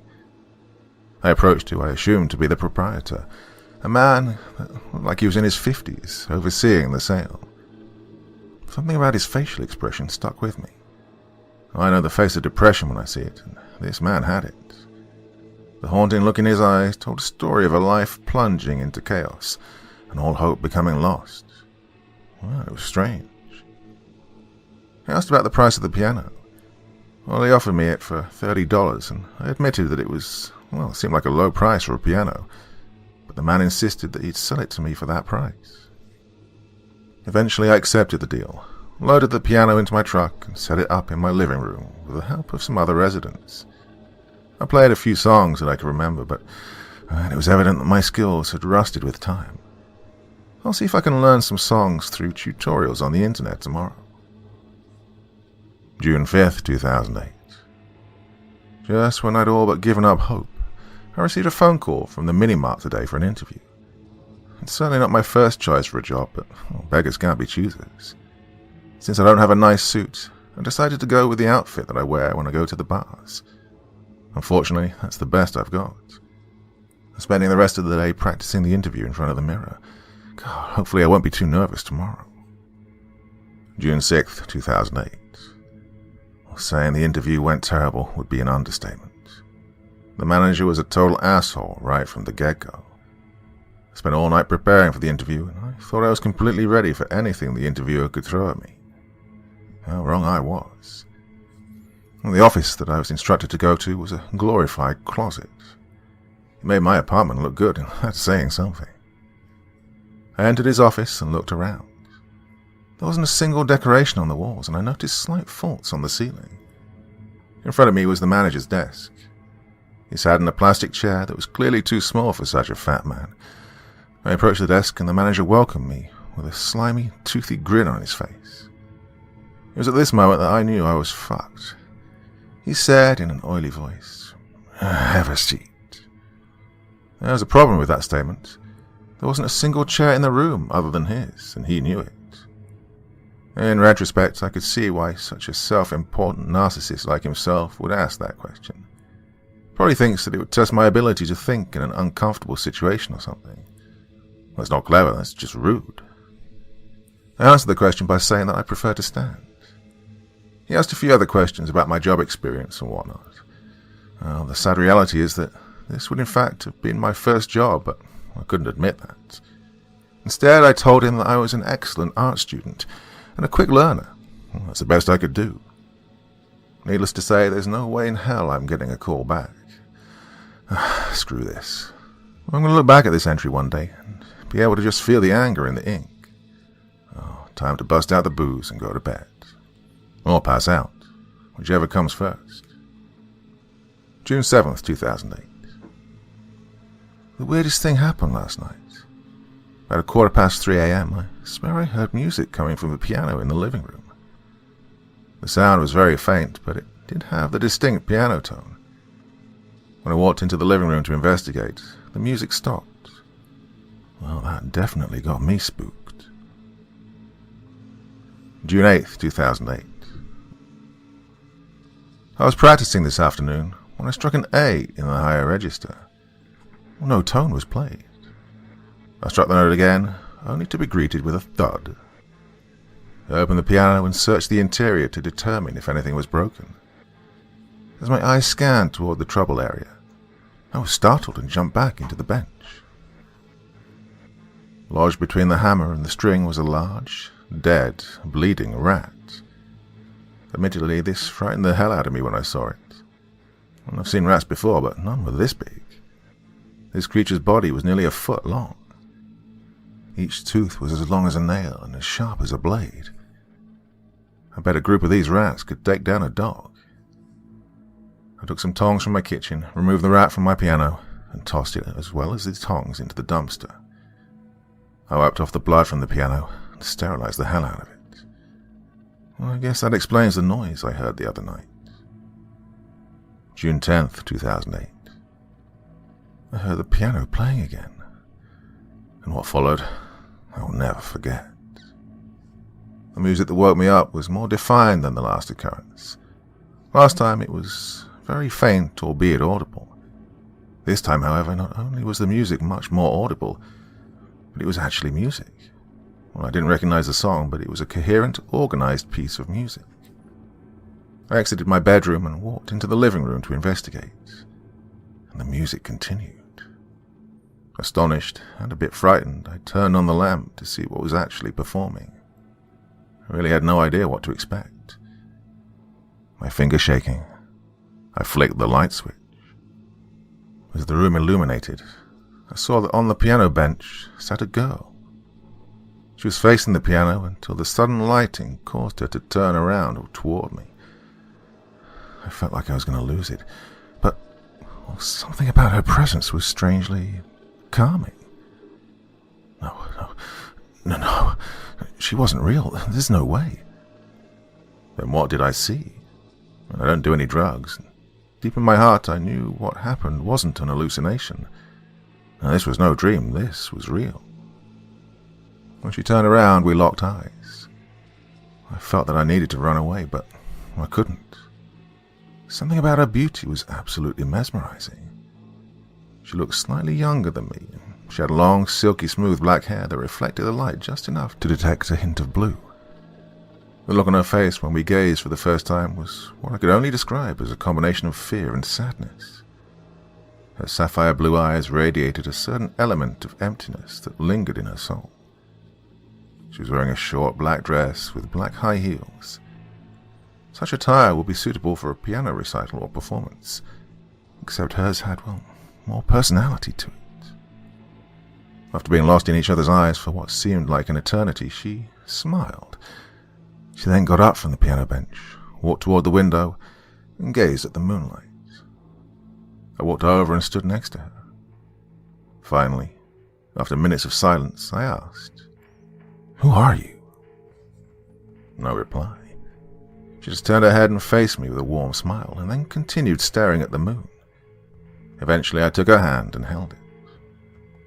I woke up this morning feeling happy for the first time in months. This happened. I don't care what anyone says. June 26th, 2008. It's been a while since I've written an entry in here. I've been spending the past several nights with the girl. I was always awoken with a different yet equally beautiful piano piece. I'd then meet her in the living room and enjoy each other's company until dawn. She was still silent, but that's okay. I could tell that she listened to every word I said. I'd spent hours talking to her about the troubles of life and such. The facial expressions that she'd reply with made it so that I could always tell what she was thinking. She continued her beautiful piano playing, and I'd listen as each new sound resonated through my soul. What we had was absolutely perfect, and I wouldn't have it any other way.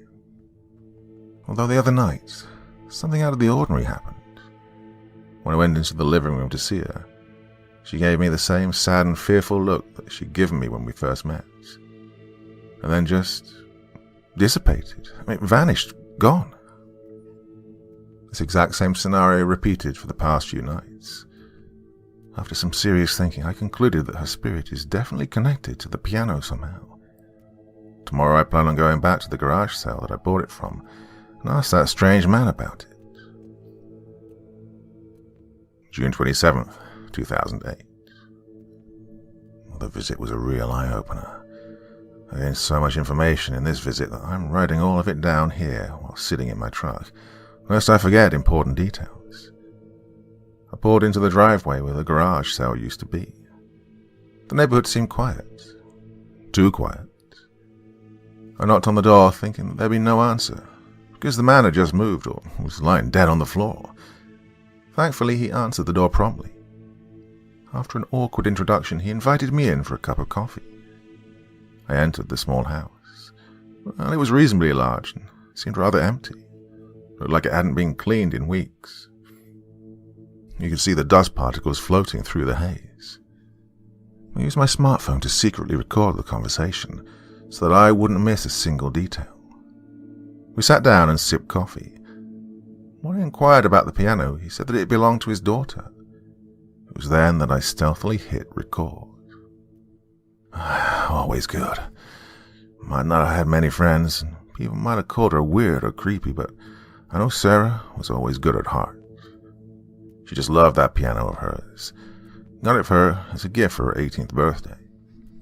She said that she always wanted to learn how to play piano, so I decided to help her fulfill that dream of hers. I'll always remember that smile she had when I gave her the piano.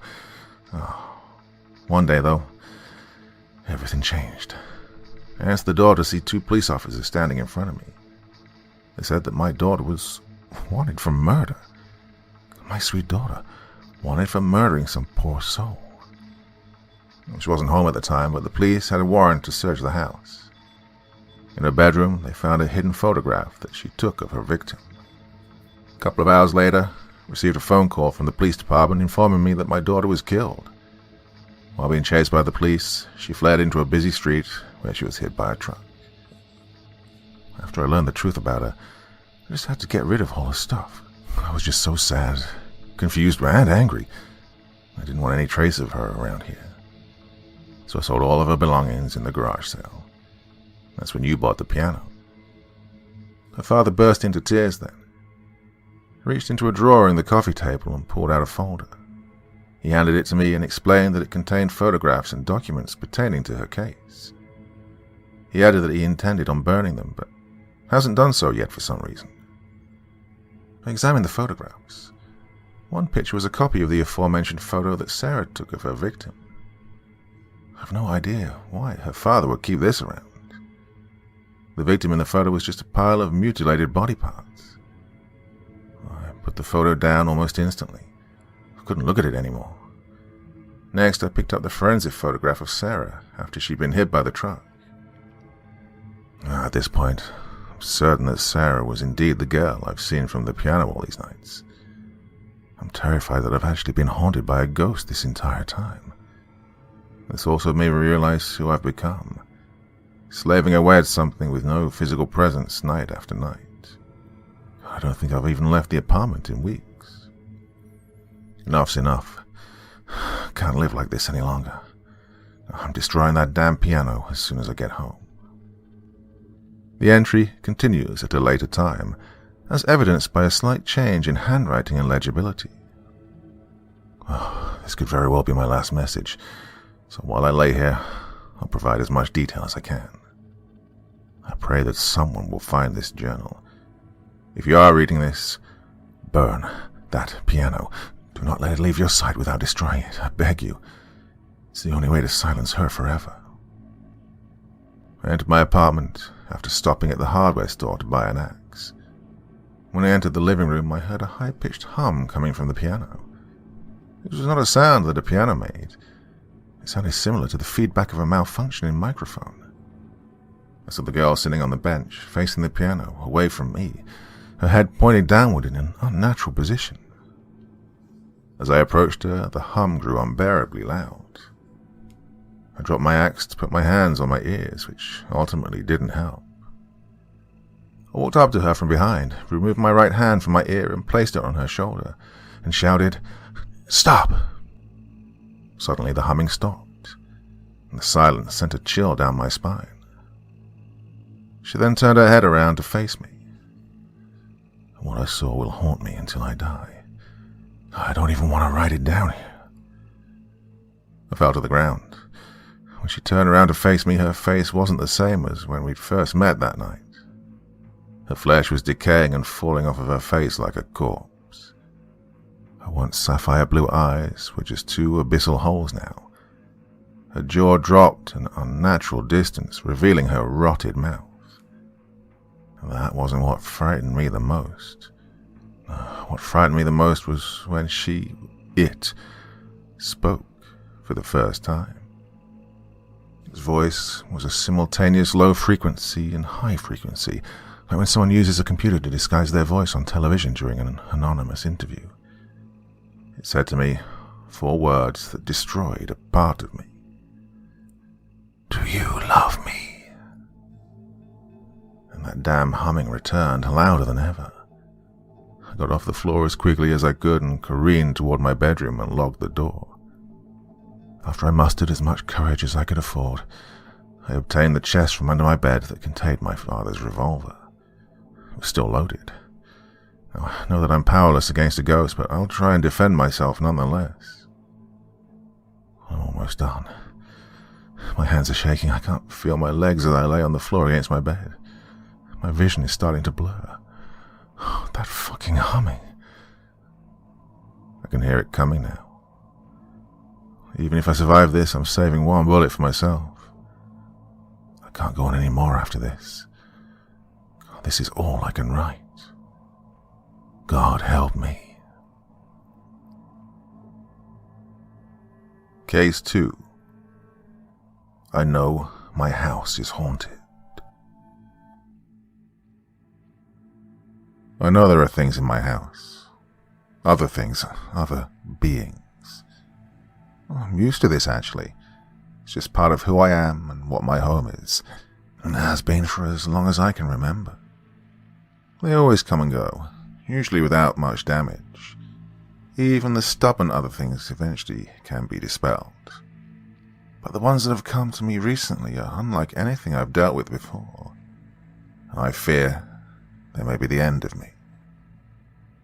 I'm trying to recall when exactly it began. My days have become blurry, but I'll do my best. I believe the first instance where I noticed signs that these new things had arrived, well, I remember there being small signs. Things moved around, items disturbed or misplaced, an uneasy feeling of not being alone, temperature changes, faucets running, floorboards creaking. The typical signs of a haunting, you know? Well, I've become accustomed to them, so they don't frighten me, but they do make me alert. Not everything that passes through my home has always been very friendly. I started becoming alarmed when I noticed wallpaper peeling off of the walls in one of the upstairs bedrooms. I know that over time this can happen, but it was coming off in large strips and I could hear it being ripped away from the wall. The sharp tearing sound startled me. As I rested one evening, I followed it to see the decorative damask wallpaper that my grandmother had installed being destroyed. Bits of it were already on the floor, and the wall itself looked as if someone had taken a knife to certain parts of it. Edges were lifted up, and I watched as they were pulled away from the wall in various strips and pieces. With each tear of the paper, I felt my heart being torn. My grandmother had so meticulously picked that wallpaper out and even asked for my opinion. In the end, she'd chosen one of the ones that I told her I liked. It was as if this unseen force was just ripping at my memories without consideration. I yelled. I screamed. I pleaded for whatever it was to stop, to leave it alone. It paused for a few moments, and I felt the air near me shift. I didn't move, not out of fear, but out of shock. I still stared at the ripped wallpaper. The things that came into my home had never destroyed something like this. After a few minutes, it began again. I tried desperately to make it stop. I pushed the strips against the wall. I cried, I begged. Nothing worked. I worked myself into such a frenzy until my energy was spent and I collapsed onto the carpeted floor. Eventually I fell asleep or passed out from exhaustion. When I awoke, an entire wall's worth of wallpaper was in tatters on the floor. The bare wall that had been previously hidden made my heart hurt, and I forced myself to leave the room, dejected and downtrodden. The wallpaper tearing continued in spurts over the next few days, along with the other normal haunting signs I'd mentioned before. I took to entering the room a few times a day and asking for whatever it was there to just stop. I asked what it wanted, how I could appease it. It was always to no avail. I never received any type of message or sign, and it didn't stop until all of the walls were bare, and it only escalated from there. I was lying on my bed one day when I felt everything shake. I sat up, immediately wondering if it was an earthquake. I was about to climb out of bed when I noticed the edge of my blanket moving. And the foot of my bed, my comfortable duvet, was being moved away from the corners and bunched up haphazardly toward the center. The shaking had stopped for a moment while this happened, and I knew immediately that it wasn't an earthquake as I'd first suspected. "Stop!" I yelled. Well, it seemed to do the trick. The blanket stopped moving. The bed, however, began to shake again. I pulled my knees up to my chest and backed up against the headboard, pressing myself against it. A loud scraping sound emanated from the end of the bed, and it moved a few inches against the wooden floor. I gasped and yelled again for it to stop. "Please, stop. This is my bedroom. What do you want?"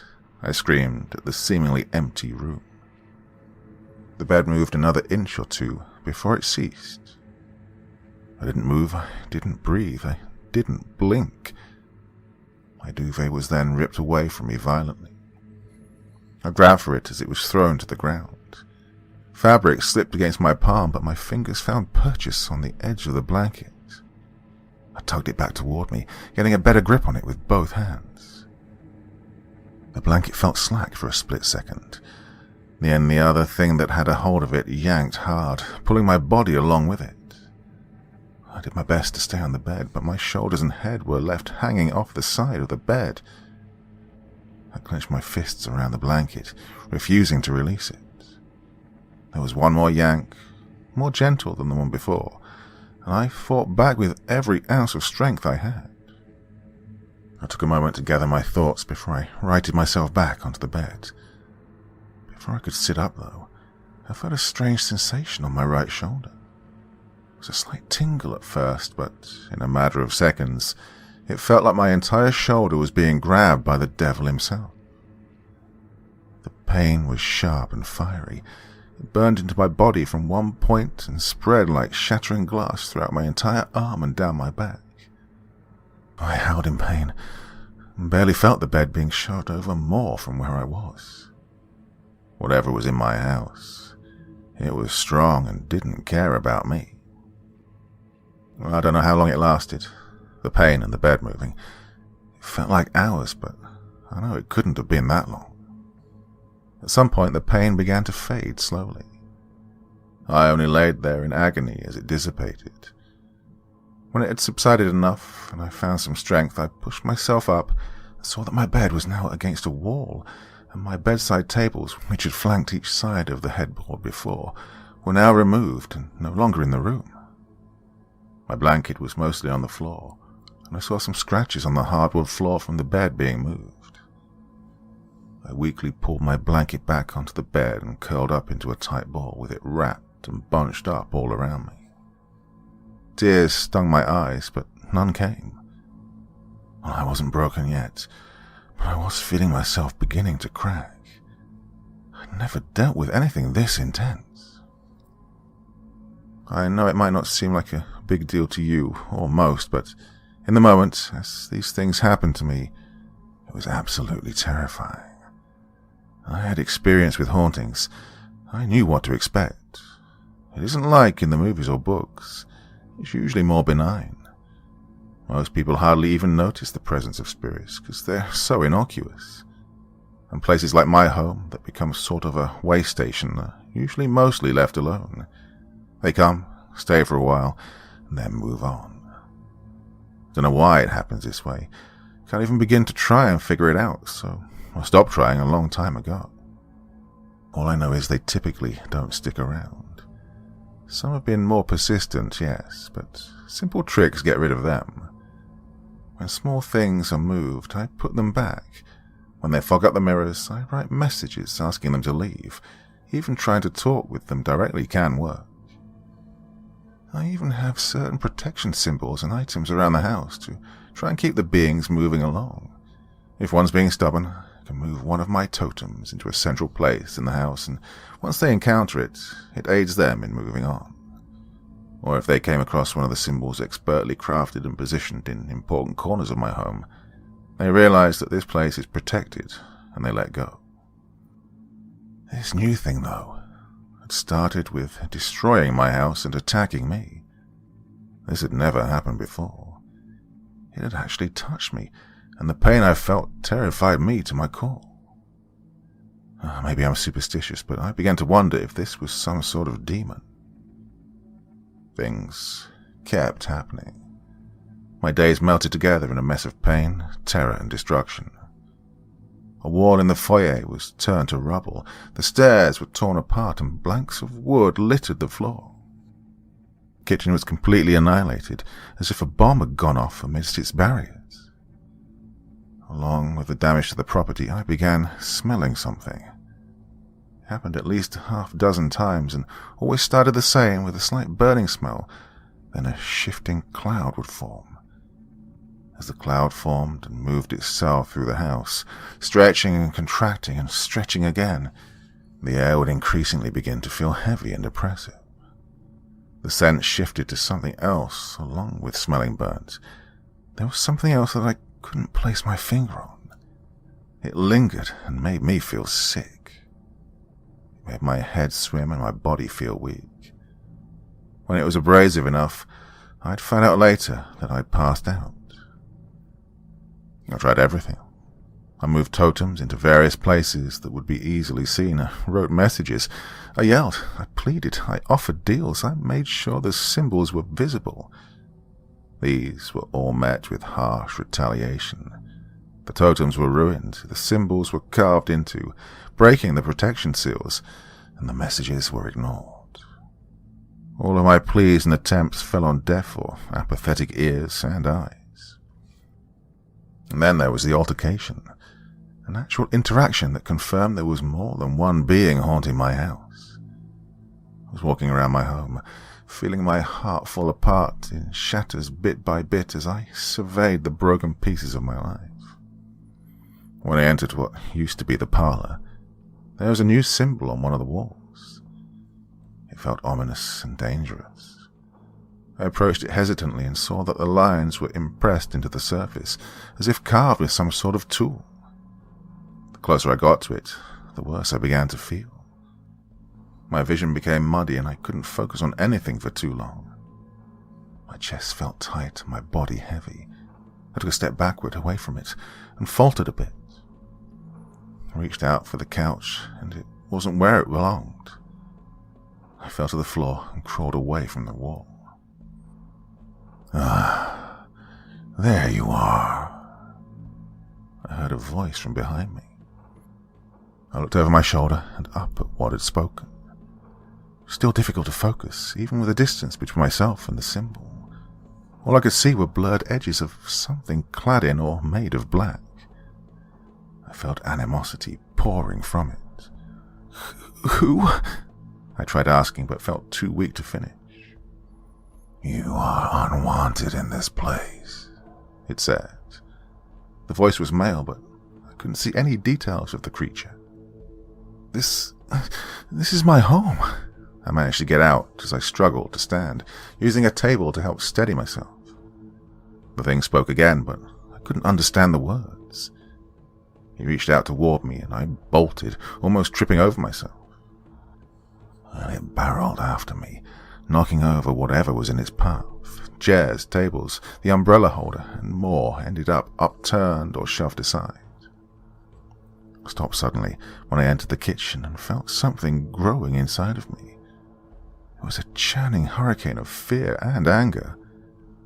I wasn't sure which I felt the most, but seeing the kitchen again, forced into this carnage that barely resembled the comforting room it had once been, shifted something inside of me and planted a seed of wrath. I turned on my heels and planned to barrel toward the creature, to be the attacker instead of the attacked this time. But just before my hands could make contact, it sidestepped me and yelled out something unintelligible. My body was pulled to the ground as if by some sort of force. I felt in my hands and knees, held in place somehow. The room around me spun and my vision went black, as it had before when I smelled that strange scent that made me sick. When I came to, there were more symbols on the walls, and I found that I couldn't leave the kitchen. I could stand, I could walk around, but I couldn't cross the threshold from the kitchen to the rest of the house. I couldn't explain it. After pacing for a while, I heard distant voices and saw shadowy figures from the adjacent room. They were blurry like the other one had been, and I couldn't understand what they were saying. There were 2 or 3 of them. It was difficult to tell, as their forms appeared to shift and meld into one another before separating again and moving around. The voices were strange and sounded too far off for the distance. "Please, let me go," I called out weakly. There was no sign of them hearing me or noticing me at all. The other things moved away from my sight, and I was left completely alone. I spent days there, trapped in the kitchen, tortured by the sounds of my house being torn apart. Occasionally one of the beings would appear in the doorway and say something in its demonic language. It would bring with it the dizzying smell, and when I was weak, it touched me and I felt that scalding pain as I had in my bedroom. I didn't know how much longer I'd be able to take it. Every time it happened, I became weaker and weaker. After I don't know how many days, I was finally released from my kitchen prison. I don't know if it was on purpose or accident, but I was able to finally move about my home once again. I am trapped here, but at least I can move around. These things still haunt the walls and rooms of my home.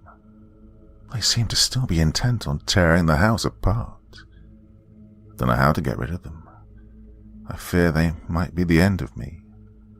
Look, if anyone else has experience with this sort of thing, please help me. I'm at a loss for what else to do, and I worry that I'm running out of time. But, well, on the plus side, I did finally figure out how to possess a living human.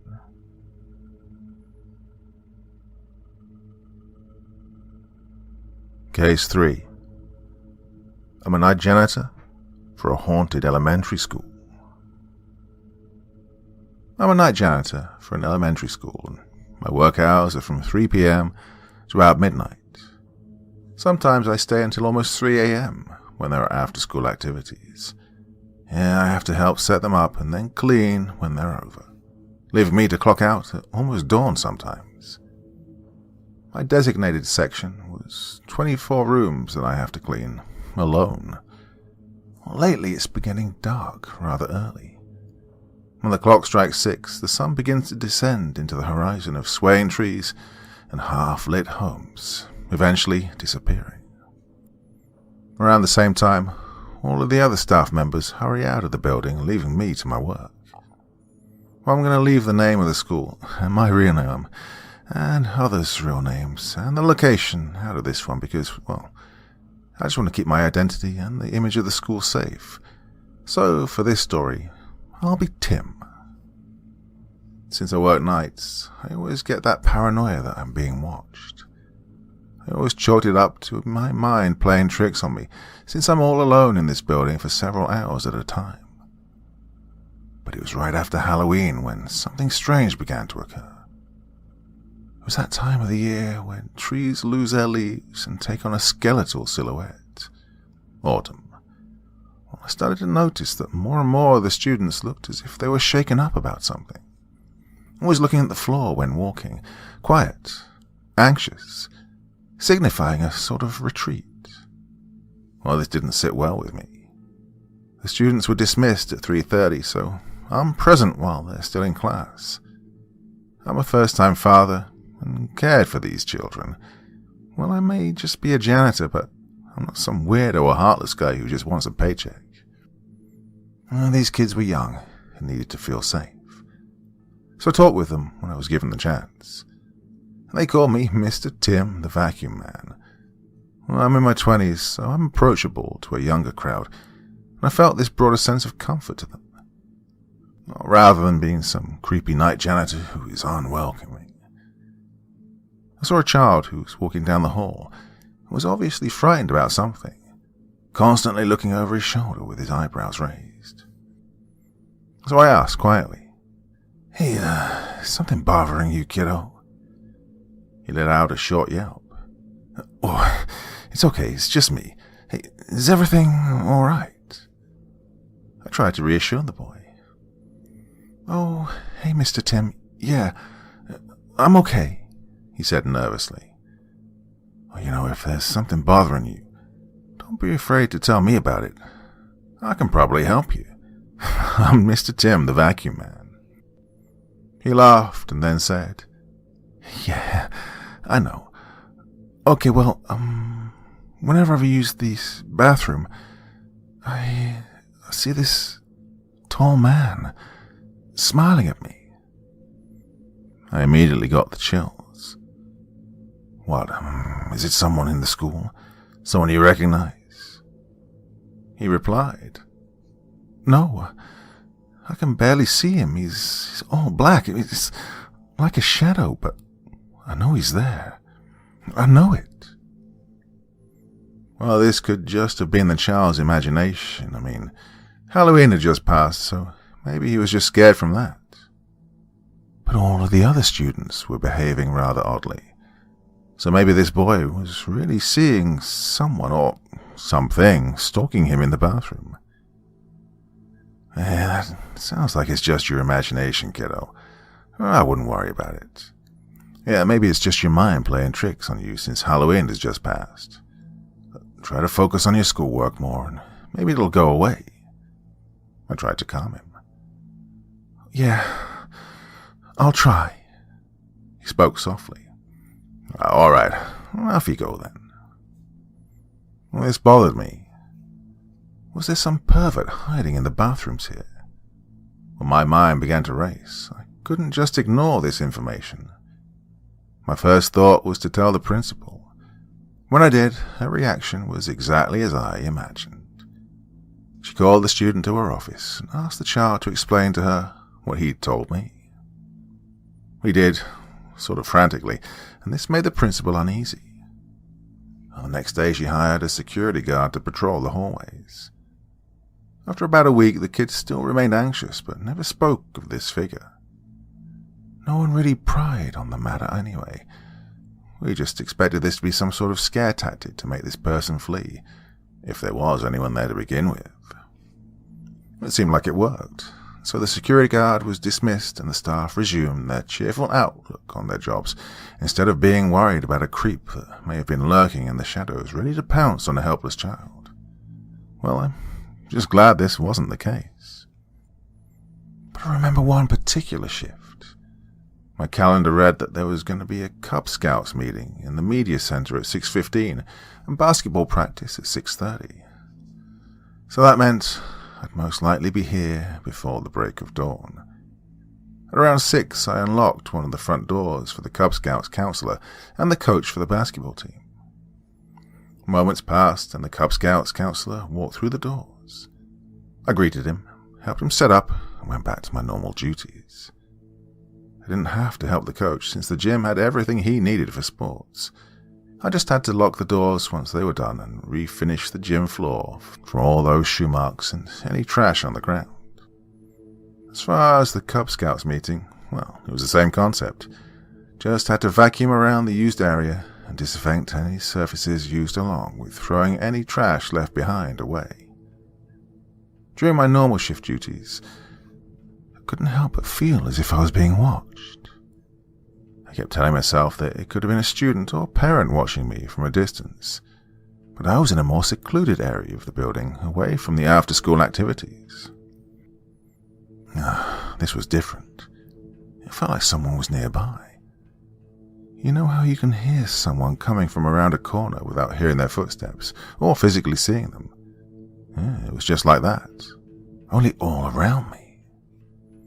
Once the after-school activities came to an end, at around 8, I made sure every person was out of the building and locked the doors. The front doors had windows on them, and it was pitch black outside. Once I finished engaging the last lock, I couldn't help but notice a tall and dark-clothed man behind me in the reflection. Well, I quickly turned around, only to see that no one was there. What the hell? I thought to myself. I sighed and continued on with my duties. I started with the gym floor and began buffing the floors.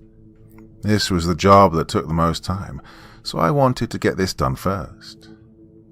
As I finished, I turned the machine off, and in the distance I could hear muffled screams. It was coming from the building. Okay, something isn't right here, I exclaimed. I got all of the equipment into the receiving room and left the floor to dry, but I could still hear the faint sounds of screaming. It was coming from my section, and I still had rooms to do. Well, I decided to put on some headphones and listen to music so I could ignore these strange occurrences. I decided to put on classical music, as it helped calm my nerves. I started with Moonlight Sonata, a piece from Beethoven, and then just let my playlist shuffle. When I clean the rooms, I normally just focus on what's in front of me. But tonight, I couldn't help but look around me, as if I were to see the man in a corner somewhere. I tried my best just to ignore it, but when I got to a part of a room located by a window, I felt compelled to look outside.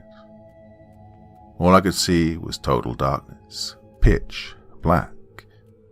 Not a streetlight, no dim and distant lights from a home, just darkness. And then the power went out. I was absolutely terrified. What I saw outside will haunt me for the rest of my life. It was the most sinister, elongated face I've ever seen in my entire life.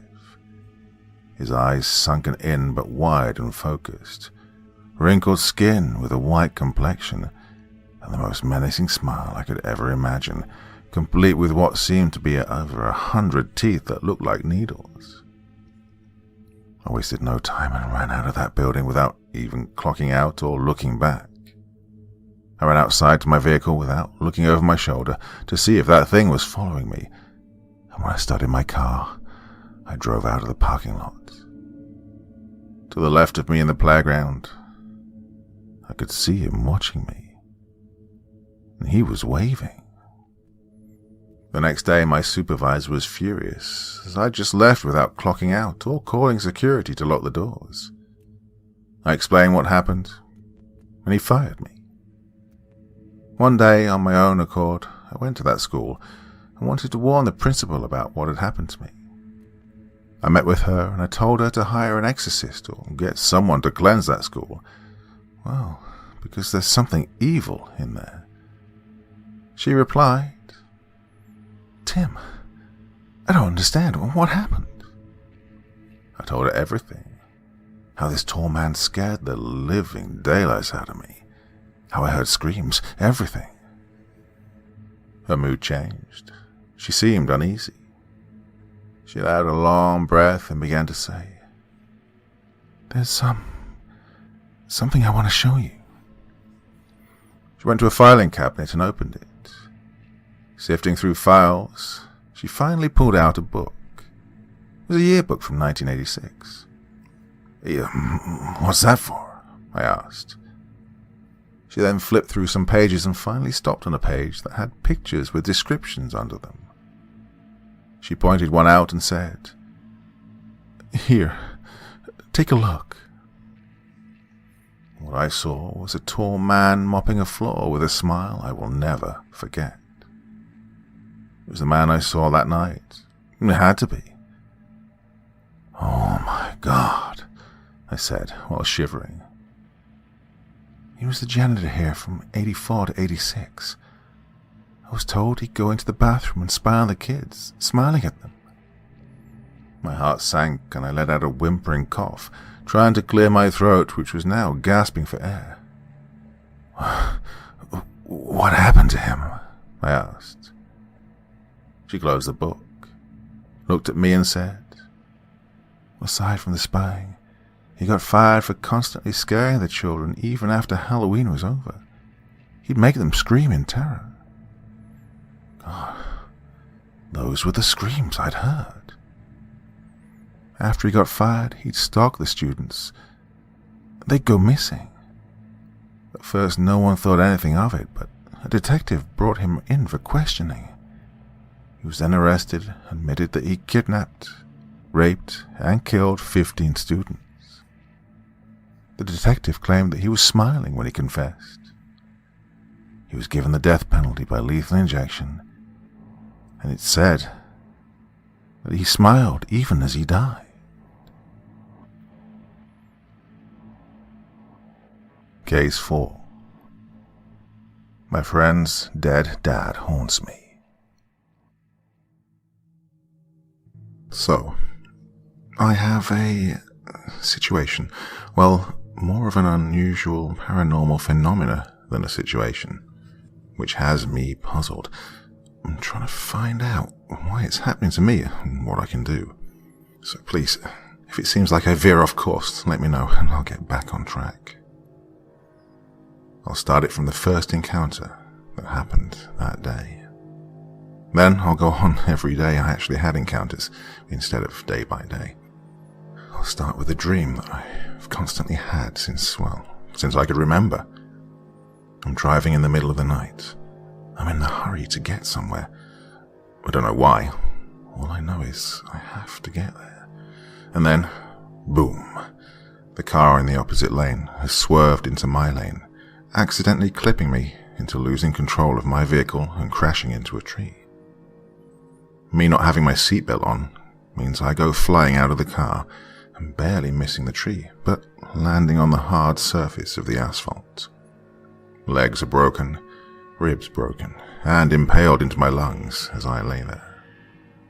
I'm still alive, but not for long.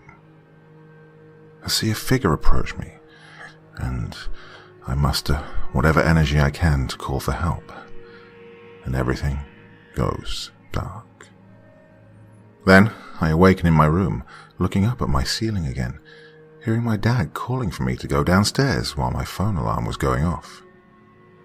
I muster up the energy and shake off the pain that comes with that dream, shut my phone off and get up. I go downstairs to see my father already having breakfast on the table in his work attire, ready to go. "Morning," my father said. "Morning," I replied, while rubbing the sore spots on my body. "You know, if you keep sleeping in like this, I'm going to have to attach an alarm clock to your head." "Sorry, I don't know what it is. It seems like I just can't get enough sleep." "Oh, you're just growing. Just got to always plan around these things, though. Like, I don't know, go to sleep earlier or set multiple alarms on your phone or something." He was right, as always, giving me hindsight on how I should handle things. Though I didn't mind it much because, at the end of the day, they did help, even though some were kind of obvious.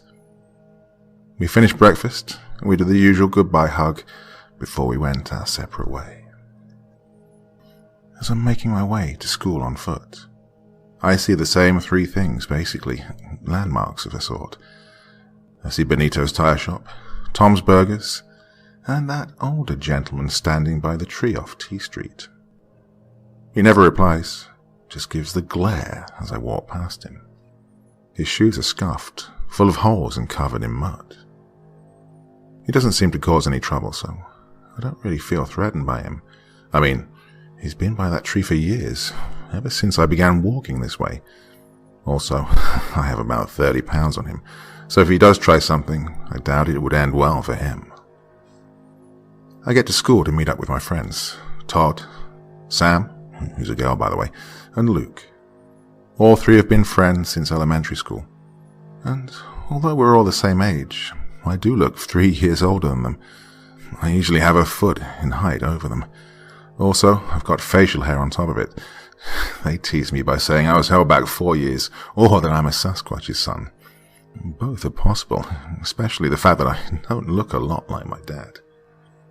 So we all make our way into school. I guess I should explain a bit. Well, it's a normal high school, like seen on TV. There are the cliques, such as the jocks, the mean girls, the stoners, emo, goth, and the nerds. But the difference was, nobody ever had any beef with the other. Sure, there were a couple of bullies here and there, but overall, everyone was pretty decent to each other. Being a freshman, it was still a lot to take in. That and the ridiculous amount of homework you have to do. But things weren't so bad for me. I was actually accepted to the varsity football team as a middle linebacker. I'm sure it had to do with the fact in my first year I was already out lifting the team, and even some of the coaches. Well, not to toot my own horn or anything, but I was already up to 4 plates on my bench press. And for those who have no idea what that is, it's a little over 400 pounds. I never liked the sport, but it was a good way to take out my anger on people, while possibly having a chance to get to go to a good college for free. Anyways, not the point, so sorry for going off course. The reason I bring that up is that there is a varsity cheerleader that cheers for our games who, for some reason, I cannot stop looking at, but not in that perv way that would make me into a stalker. Like, just wanting to get to know her. Seems so interesting, I don't know. So, every game we're at together, I turn and do my awkward wave, and she smiles and waves back. Then I go and crush someone's soul on the field while everyone cheers. But this time, she approached me. "Hi, Abel, right?" she asked. Yeah, although my friends call me Abe, like Lincoln, you know, 'cause I'm so tall, and Abe Lincoln was taller. Right, I get it. She laughed. "I'm Anne. I was thinking maybe sometime we should hang out, like go watch a movie or something." Looking down, rubbing my head, still kind of nervous because she's 3 years above me after all. Now, don't blame a kid for being nervous, so I looked back up, ready to say yes, when I saw the man from the tree behind her. I pause in shock, looking around at the expressions of everyone else to see if they see what I'm seeing, but none of them seem to notice him. I look forward again, and before I can even react, he spoke. Yeah, that sounds good. We should do a group thing with all of us. It'll be a blast." I repeated what he said to her word for word. She loved that idea, and so did my friends. Well, because we're freshmen, and they all agreed, and started making plans and talking to each other. The chatter started to become more silent to me because I couldn't get over the fact that I'm seeing this person who I'm convinced is a ghost man. He used me like a puppet. But as soon as I said those words, he was gone, and I was staring at Anne's smiling face, and it kind of washed the fear I had away from me. Later that week, we all went to the movies, and just like that, we were always together. Never as a couple, though. I thought about the idea once, and the thought made me want to vomit. We had a sleepover once as well, with all my friends and hers. Luckily, one of her friends, Kate, I think, her parents were out of town for the weekend, so we had a little more fun with drinks, which almost got one of my friends laid, until he puked on her, of course. Classic Luke. But it led to me being alone with Anne, while the others tended to Luke in his fountain of vomit that wouldn't seem to end. We sat outside to avoid the smell. I think the alcohol was starting to remove the illness I felt when I thought of her as more than a friend. She looked up into the stars above us with a smile that was so cute. Your dad's okay with you staying over here? I wouldn't know. He died before I was born. My mom wouldn't be happy if she knew you were here also. You know, thinking every teenager is wanting to have sex and so on. God, it killed me to ask her to help me get birth control. The look on her face, though, as if I asked her to help me bury a body. She started to laugh, as did I. Sorry to hear you about your dad. It must be tough, I told her. It's okay.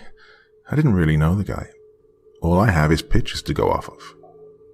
But I heard he was a good man and was happy to hear that my mom was pregnant with me. She replied, smiling and looking up to the stars. Oh, anybody would be lucky to have you in their life. He must have known how you were going to turn out. I mean, Miss UCLA University we're talking about, I answered. She smiled, but didn't say any more. And I had this urge, and I couldn't help myself. I hugged her from the side and leaned in for a kiss on her cheek. Shocked, she turns to me with a look of confusion. I'm sorry, I couldn't help it. You just look so adorable with it. I stop in my track, as that same man appeared again, but this time he wasn't talking. He pounced on me, holding my throat in a rage. I couldn't shake him off. It was like I had an elephant on my chest. All Anne did was go to my side, looking at me while I struggled with this man. God, how could she not see him? I thought to myself, as I continued to struggle for my life against this psycho. He finally spoke again. Not her. Anyone but her. I nodded in response, and just like that he vanished without a trace. I gasped for air as Anne helped me up, seeing there was something wrong with me. Remembering what he said, I broke from her grasp. What the hell did I do? She yelled. Nothing. I'm sorry. Just don't want to be touched is all, I answered. I think the drink's got to me. I need to go home. I got up, and before she could say anything, I walked off. I don't know what to do. I approach the man whenever he's by the tree, but he doesn't respond. He just stares. Anne's now freaking out by the fact that I'm freaking out, and we're starting to grow more separate. Which, in my heart's something I don't want. I want to be there for her. Please, someone, give me an idea of what's going on.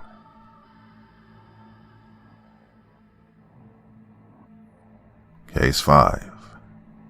The 5th rule of babysitting. Rule 1.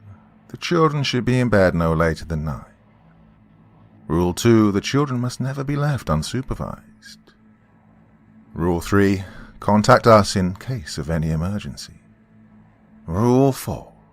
Unless stated otherwise, the children are not permitted to eat candy or junk food.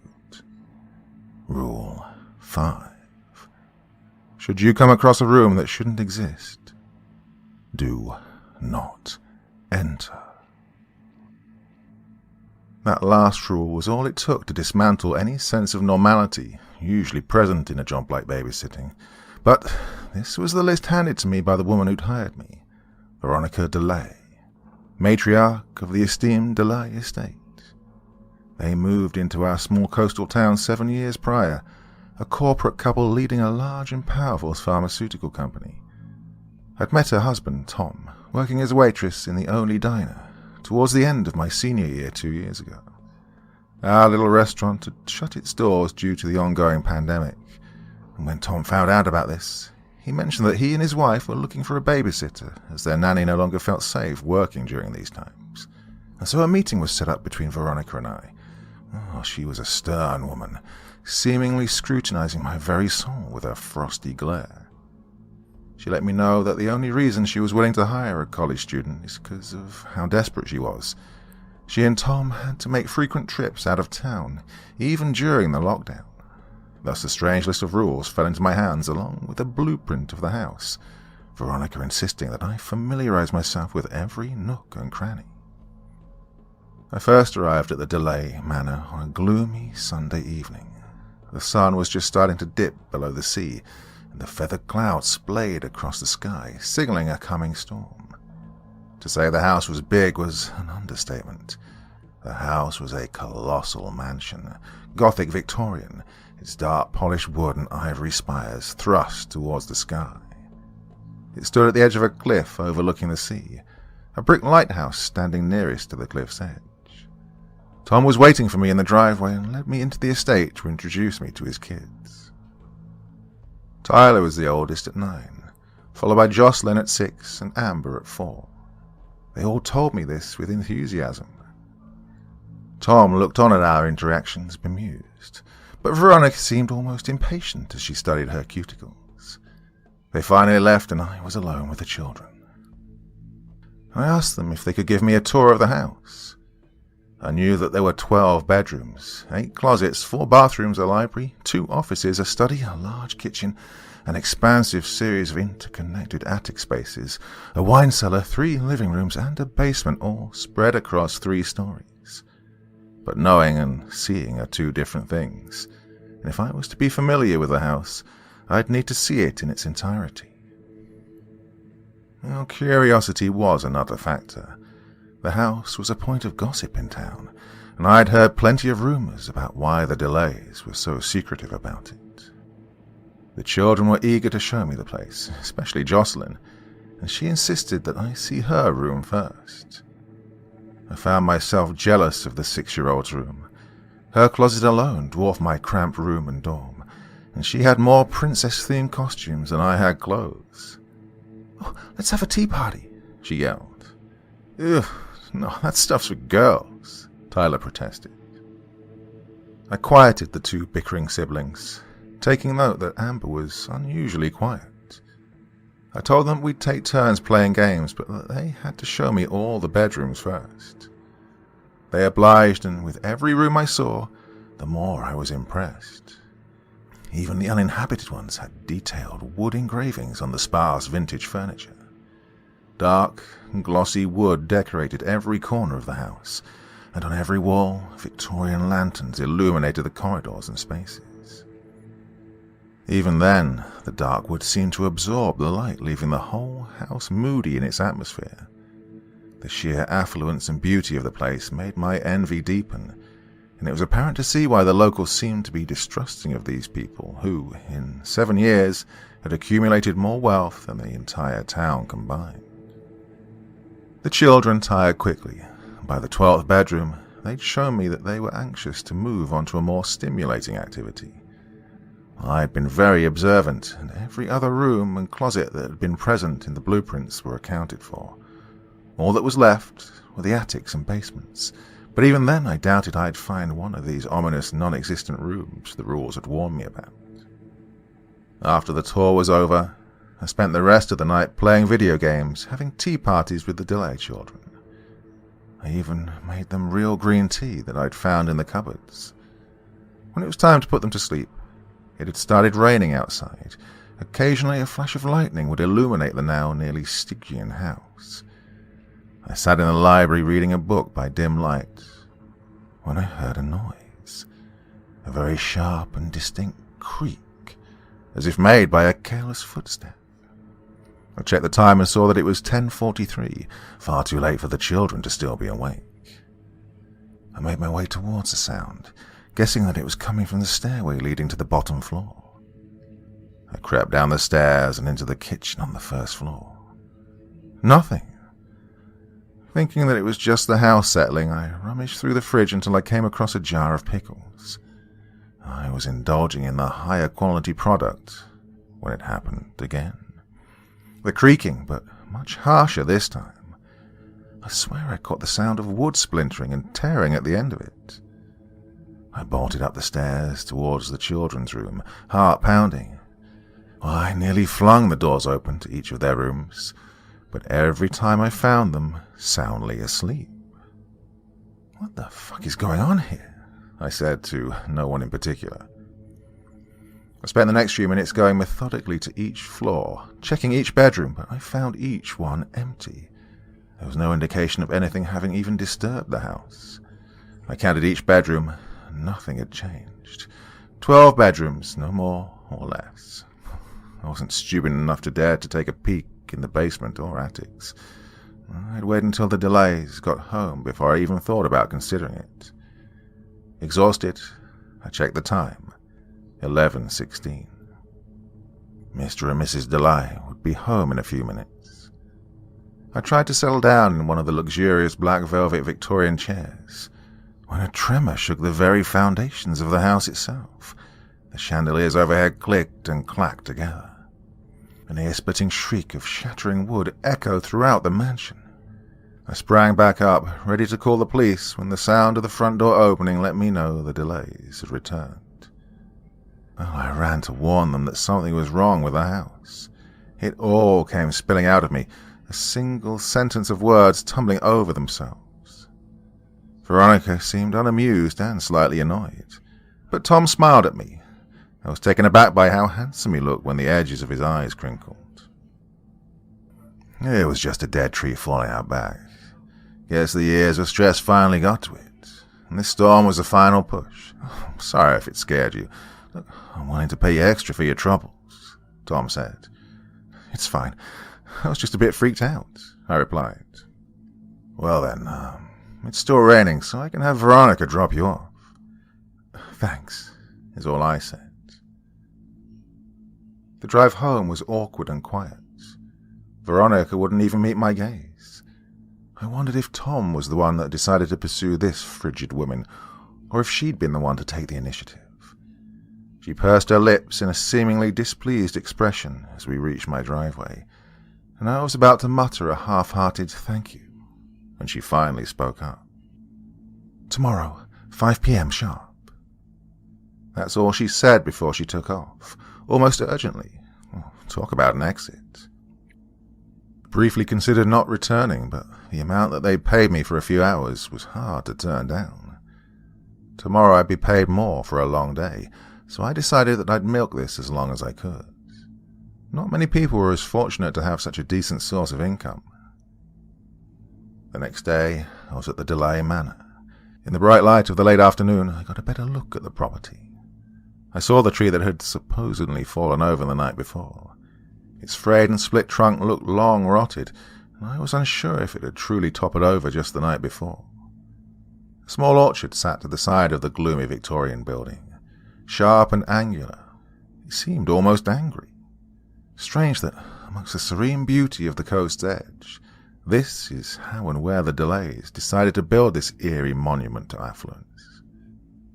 I greeted the children and chatted with Tom. He and Veronica wouldn't be back until 11. I watched them drive away and spent the next hour or so playing outside with the kids.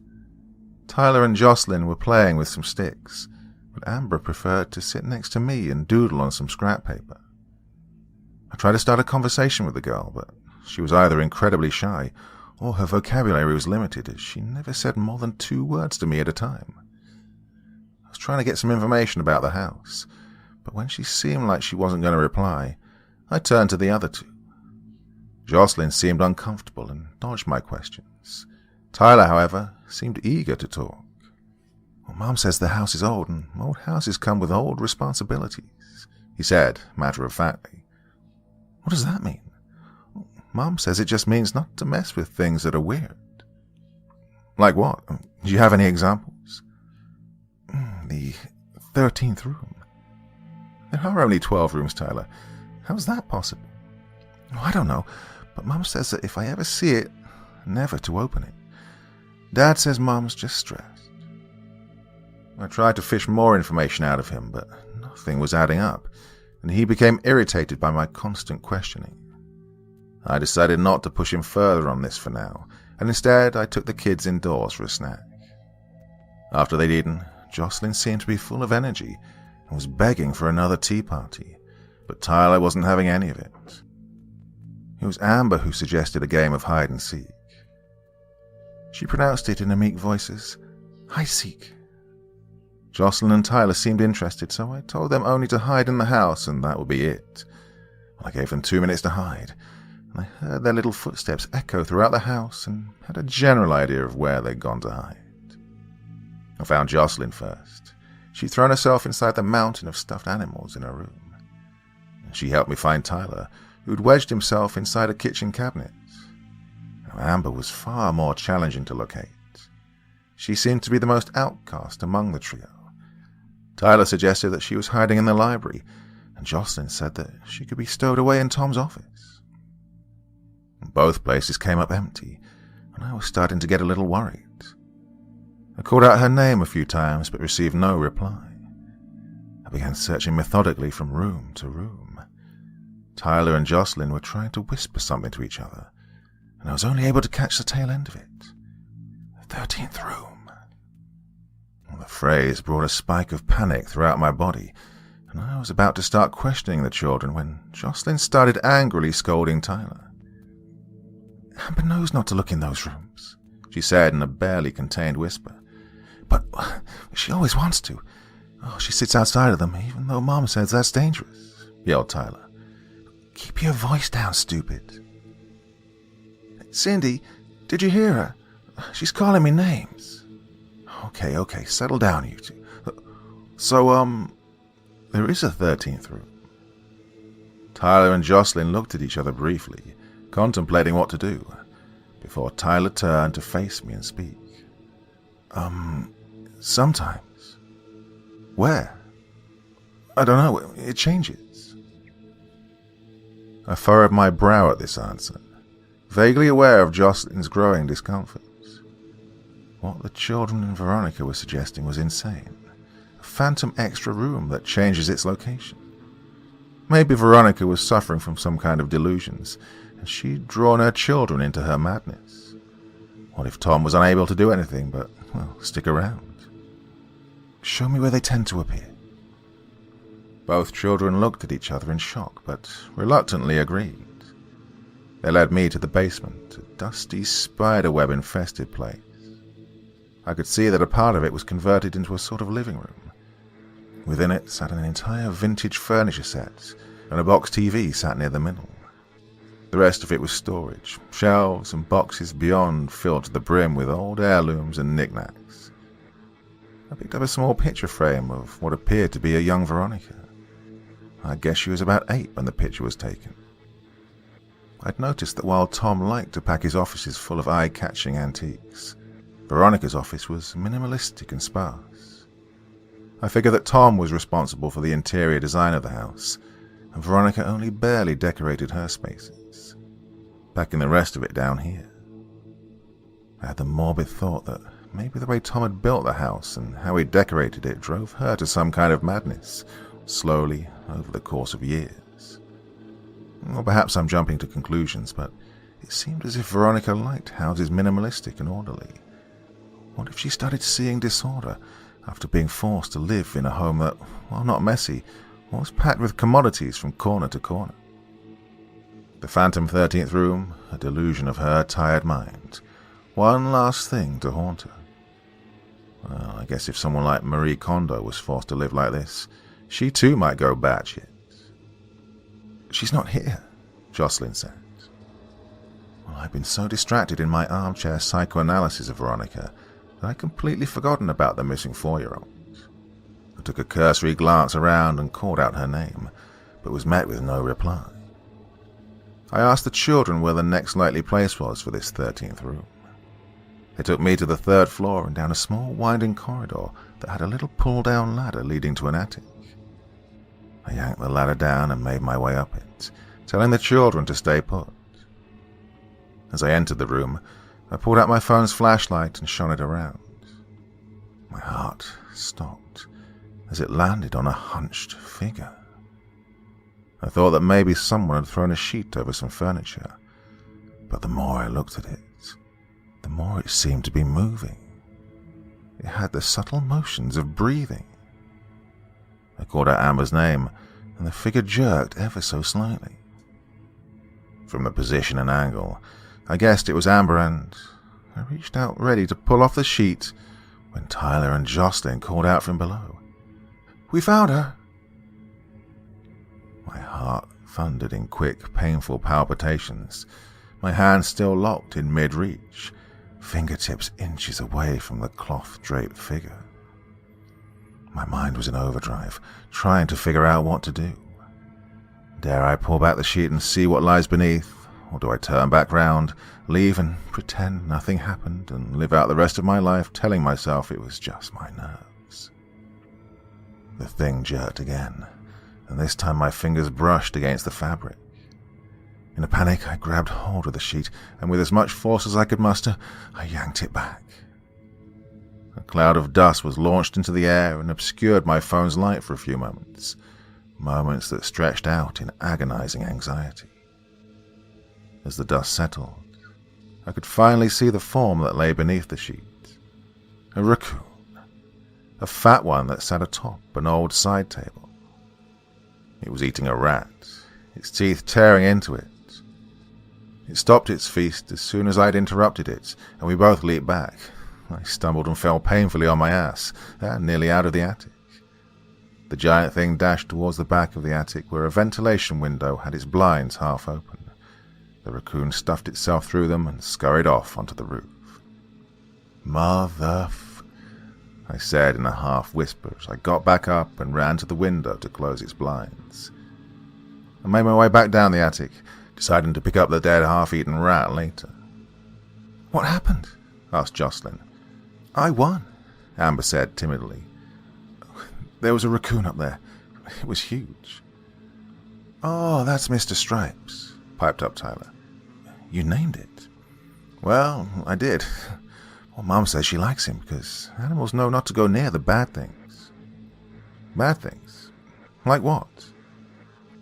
"I won," Amber spoke up a little louder. "Oh, the 13th room, right? Tell me about it. Oh, your mother already mentioned it to me before." Jocelyn and Tyler looked at each other again while Amber continued to state that she had won. "Well, they've always been in here, ever since Dad had the house built. Rooms just appear and disappear. We've never been inside one, and we're just supposed to ignore them," they said. "Is there one now? A 13th room? That's where you found Amber, right?" "Yeah."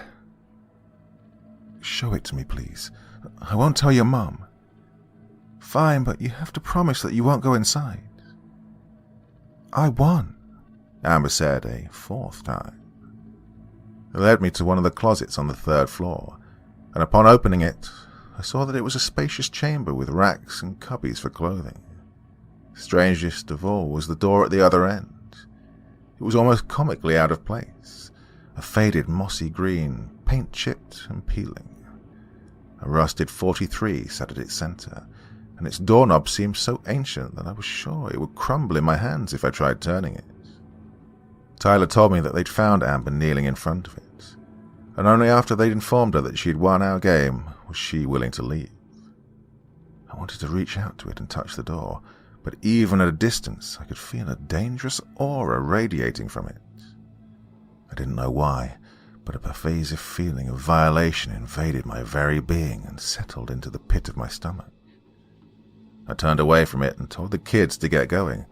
Whatever was beyond the door, I wasn't interested in exposing the children to its malevolence. Well, since Amber had won, I let her pick out our next activity, and she told me she just wanted me to draw with her. Tyler, of course, said it would be boring, and Jocelyn wanted to have a fashion show, but after some convincing, I got her to join us. Tyler sat in the same room with us playing video games, and the rest of the day was spent casually. A few sibling arguments here and there, but the delayed children were surprisingly well behaved. I wondered who was the parent most responsible for their discipline, and settled that it must have been Veronica. By 9 o'clock I was eager to put the children to bed. I then waited another 30 minutes to make sure that they were asleep, before I took action. Throughout the entire day, ever since I'd seen it, that door was on my mind, balanced on a razor-thin wire.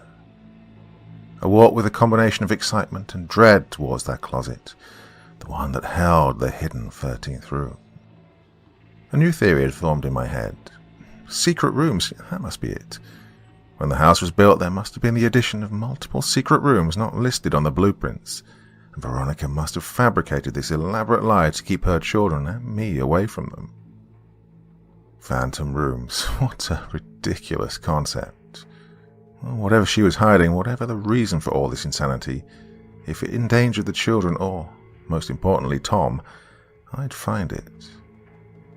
When I reached the closet door, I flung it open, all too eager, and, in one quick motion, flicked on the lights. The door was gone.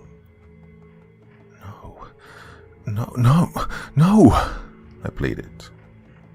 I rushed to the end of the closet and threw myself at the wall.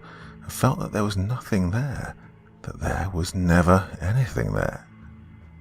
I let out a string of expletives and seriously questioned if I was starting to lose it. But the children, they'd seen it too. But what if they were also in on Veronica's tricks?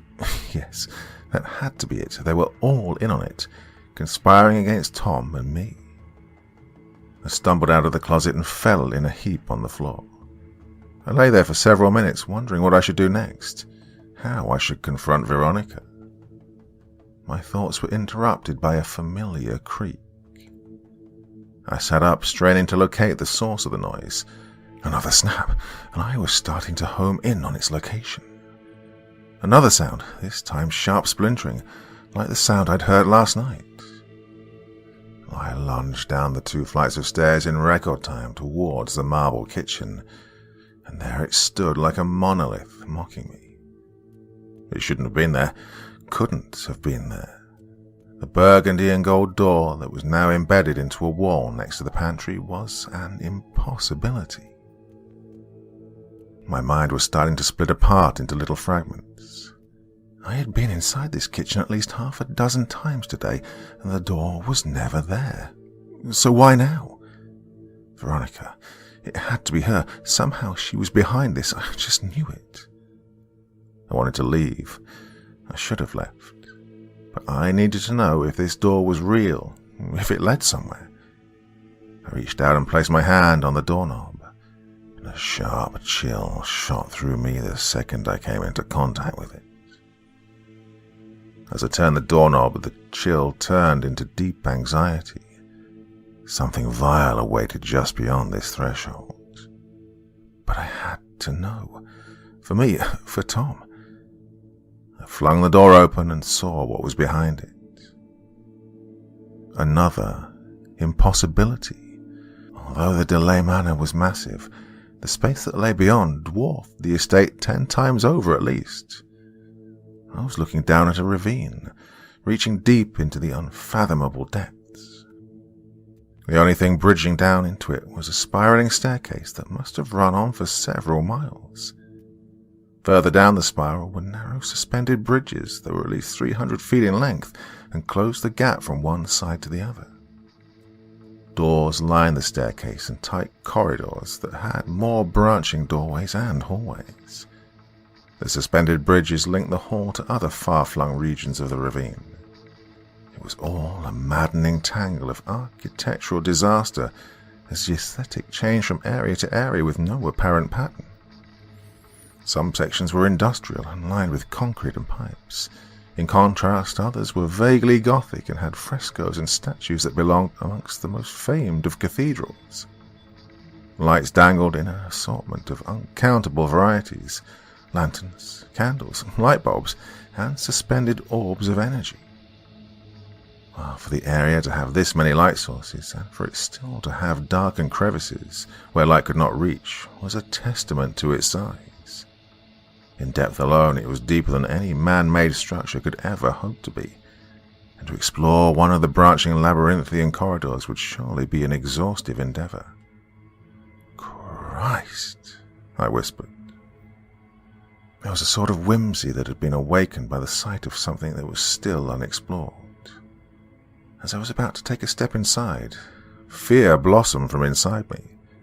The air around me changed, became thick and suffocating, and I looked down deeper into the recess to see what could be behind it. A horrid, snaking being was rising from the depths, its coal-black skin stark against the many twinkling lights.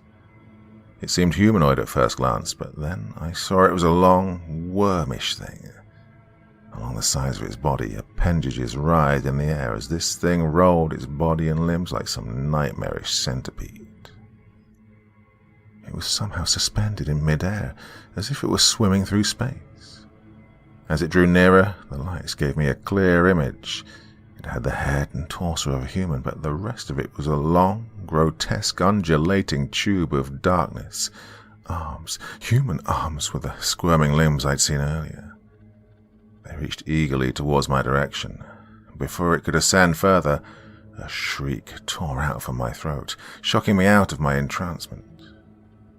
Scrambling out of this otherworldly recess, I slammed the door shut. I stood in terror, gazing at the door, daring it to open and let out the humanoid centipede demon that it contained. Hours passed, and nothing happened. Regardless, I was still in a state of shock. The familiar sound of Tom's Buick pulling in caused my head to snap towards it. When I turned back to look at the door, it was gone, and I'd expected that would be the case. I was curt in my greetings and departure from the Delay Manor that night. Tom seemed disappointed by my urgency to leave, and if Veronica suspected that I'd broken her most sternly expressed rule, she didn't show it. She maintained that everlasting icy indifference. I ran all the way home and threw myself on my bed. I was exhausted, but sleep was the furthest thing from my mind. Well, that was last night. I know that when Tom calls me to return in the following days, I will return with newfound curiosity.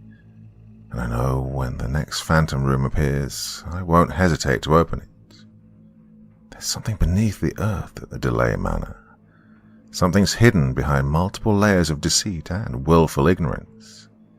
I want to get to the bottom of it, to see that surrealist underscape once more, and to know why the fifth rule exists. It's been 5 days since I last set foot in a room that shouldn't exist. 5 days since the Delays had last asked me to babysit at their accursed estate. For those 5 days, dread shadowed me, a deep anxiety of being exposed. I'd violated their most important rule, so the relief that flooded me when I was called to work today was immense. When I arrived at the Delay Manor, I was greeted with little fanfare.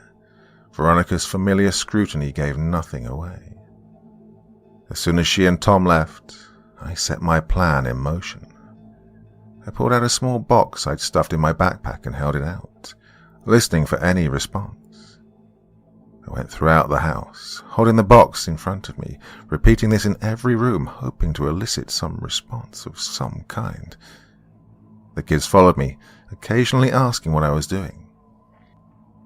I sat down, mentally exhausted after nothing had come to fruition, and finally acknowledged the delayed children. The phantom rooms were the only things on my mind as I spent the next few hours performing tedious tasks. It wasn't until after the sun had started setting when I heard a panicked squeak come from the box. I rose to attention and listened for any familiar sounds. "What was that?" asked Tyler. I shushed him as I finally heard it.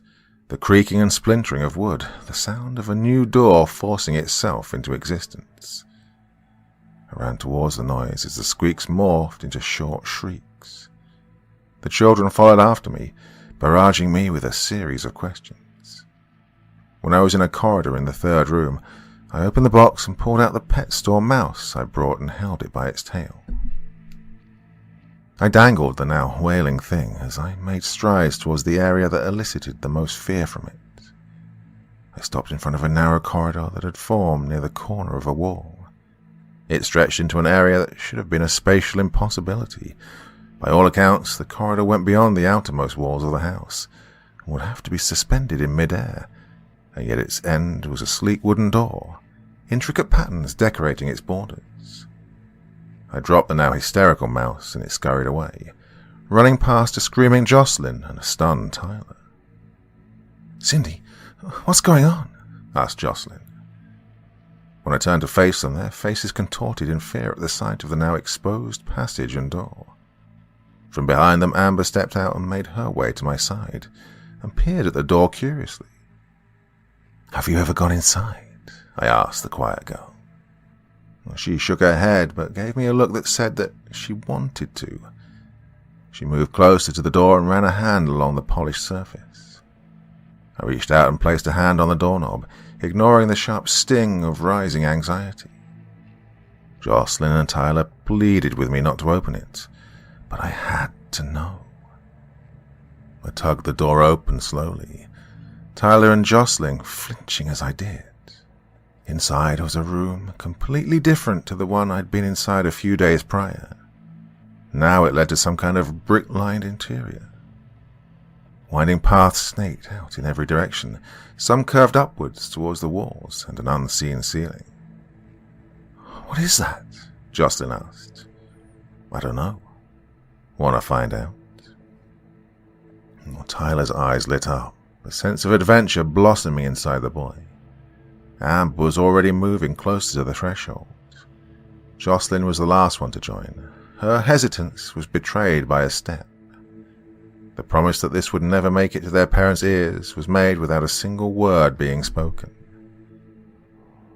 The inside of the room was dark and dusty. A strange unease hung in the air, so thick it was nearly palpable. I propped the entrance door open with a chair. Should I see the dark centipede creature from my last visit, I would be able to escape quickly with the children. Walking deeper into the room, I saw it was illuminated by the dim glow of overhead chandeliers. They were bound together in an intricate web of tarnished silver chains.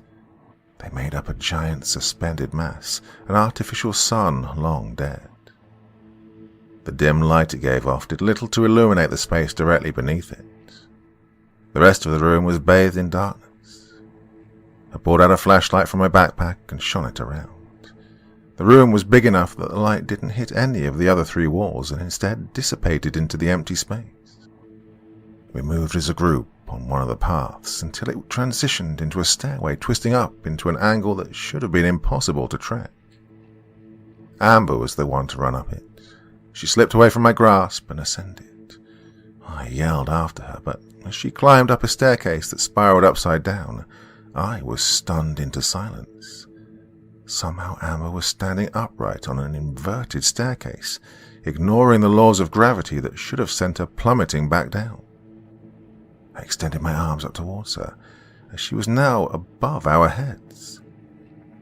How is she doing that? Asked Jocelyn. I don't know, I answered. Tyler gawked at me as I grabbed the quiet girl and pulled her back down. There was a resistance, like a force, binding her to the steps. With a tug, she broke free and she fell into my arms.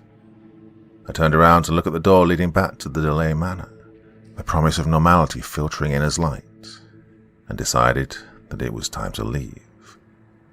I grabbed hold of Jocelyn with my free hand and held Amber in the other.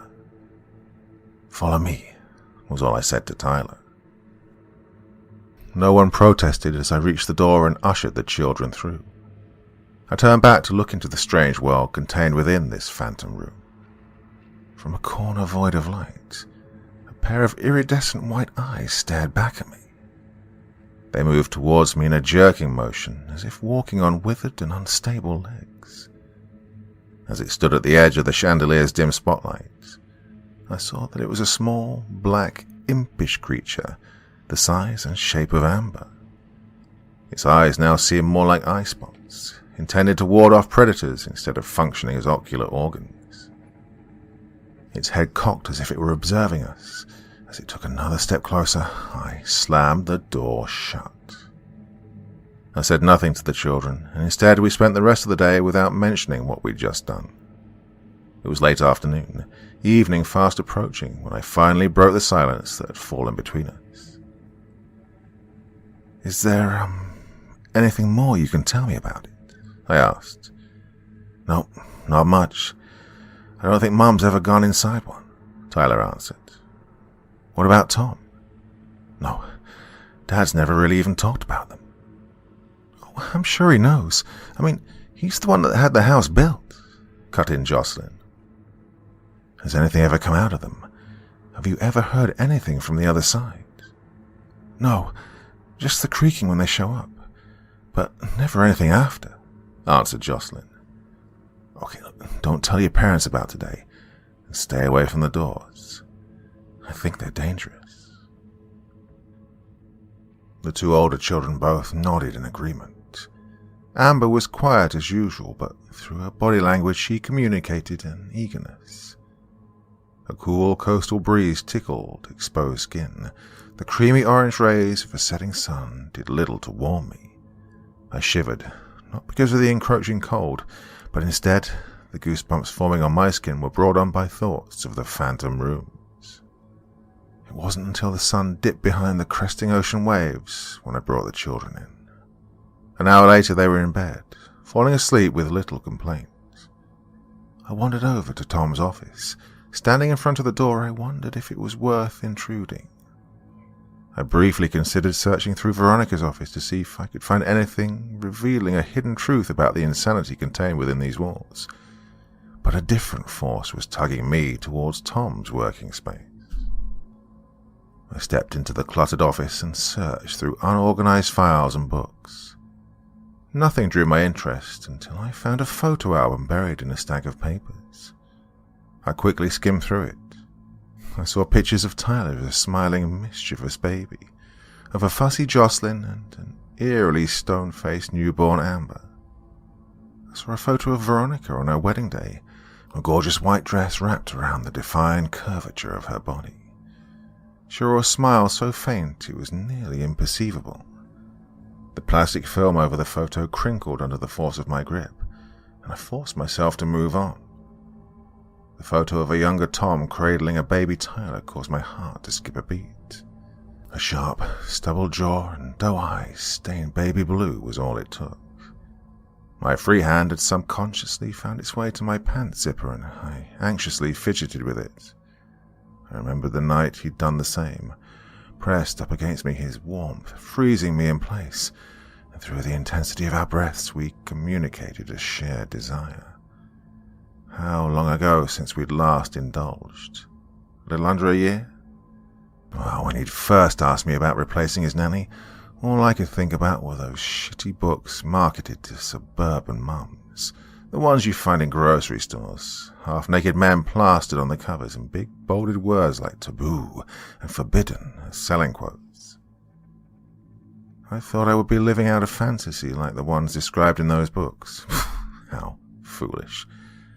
I'd barely seen Tom since I'd started here, and the times I had, he didn't have that lustful gaze that he'd borne into me just a year prior. But now, seeing his face almost a decade younger, I could almost feel his heat, his breath, his touch. My fingertips were running along the hem of my jeans, a few dipping past when I heard that all too familiar sound, the infernal splinter of wood. God damn it, I hissed. Flushed with a different kind of heat, I stormed towards the sound. Just what the hell was going on in this house?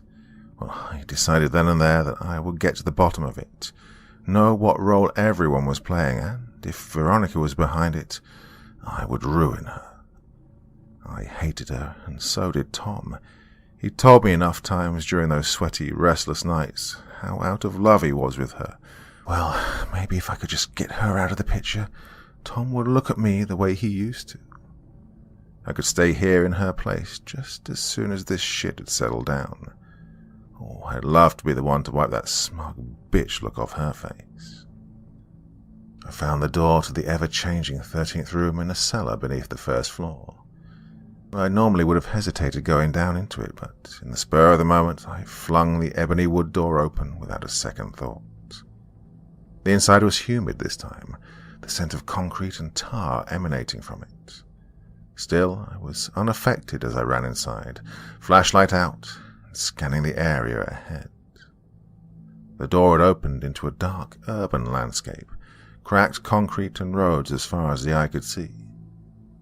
I guessed it was night, though no moon or stars were visible. Battered streetlights were spread in seemingly random intervals, and very few of them actually functioned. Even then, all they gave off was a weak ambient glow. What the hell? I ran further down the street, trying to find anything of note, but it was all so disorienting. Streets branched out in wild, zigzagging patterns and often intersected, causing multiple buildings to fuse together into tall, misshapen sentinels. There was no sign of human life here, no cars, no shoes dangling from electrical wire. None of the stores were even marked with any identifiers. I turned around and decided to walk back, the glow of a door still in the distance. Taking my first step towards it, I felt a searing pain jolt through me, originating from my right shoulder. I panicked and grabbed onto something slimy and caustic. It wiggled in my hands and left a burning sensation. I tossed it to the ground and shone my light on it. I was greeted by a fat, dark, purple slug. It writhed towards me as I heard the wet squelch of something drop from the sky and land inches from my foot. I dove under an awning as I heard more of those wet plops. I shone my flashlight around to reveal more of the slugs, now falling from the sky. A few burned through the plastic above and splattered around me. I started sprinting towards the door, trying to avoid the rain of toxic slugs. I peeked behind me to see that I was being pursued by some giant black cloud that hung low in the sky. It had to be the one producing the slugs. Thick wisps of black vapor curled and engulfed the streetlights as it moved towards me.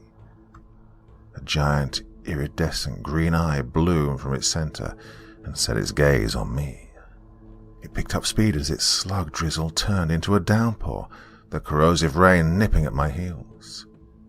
I felt two more red-hot drops land on my neck and ankle respectively before I flung myself out of the door in one last desperate attempt to outpace the black cloud.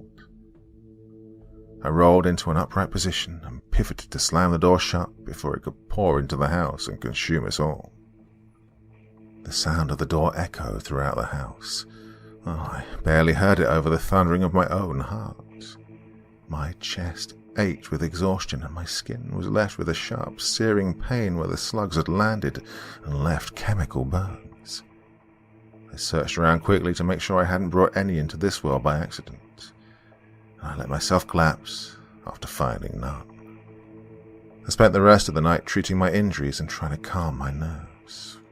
To hell with this house. Whatever the rooms were, they always contained horrors. Well, there was no denying it now. An evil lurked here, built into the very foundations of the house. Somehow this house had become linked to the malice of another world or worlds. And I decided then and there that I would wipe my hands clean of this. I sat around in ill-contained unease, waiting for the delays to arrive. When they finally did, I tried to leave as quickly as possible, planning to quit later over text. But Tom caught me by the wrist. I tried twisting away from him, but he held firm. "Is there something wrong? You look scared half to death." "It's nothing. I just want to go home. I need to work on a project that's due soon," I lied. "Okay, but if anything's wrong, just know I'm here if you need to talk."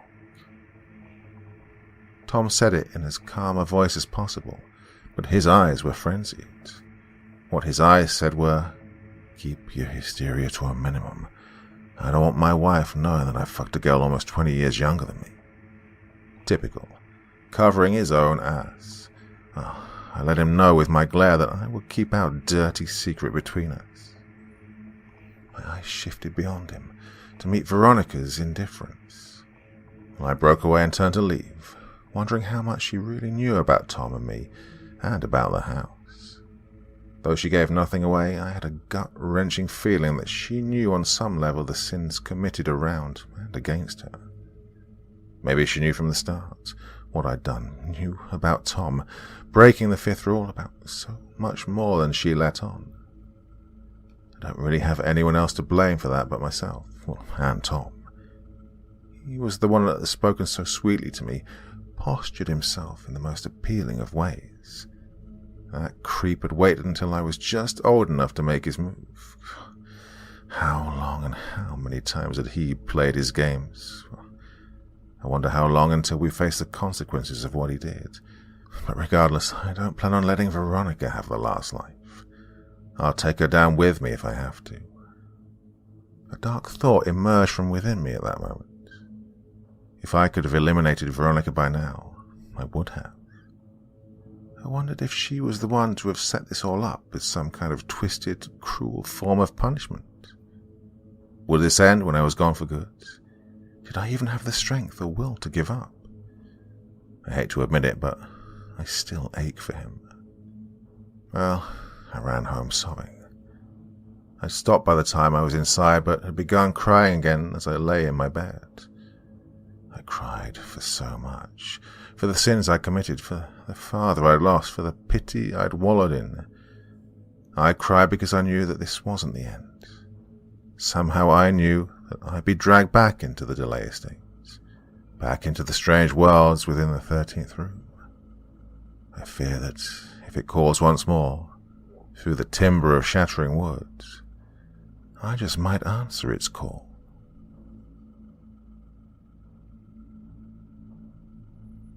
Case 6. The Haunting of Apartment 106.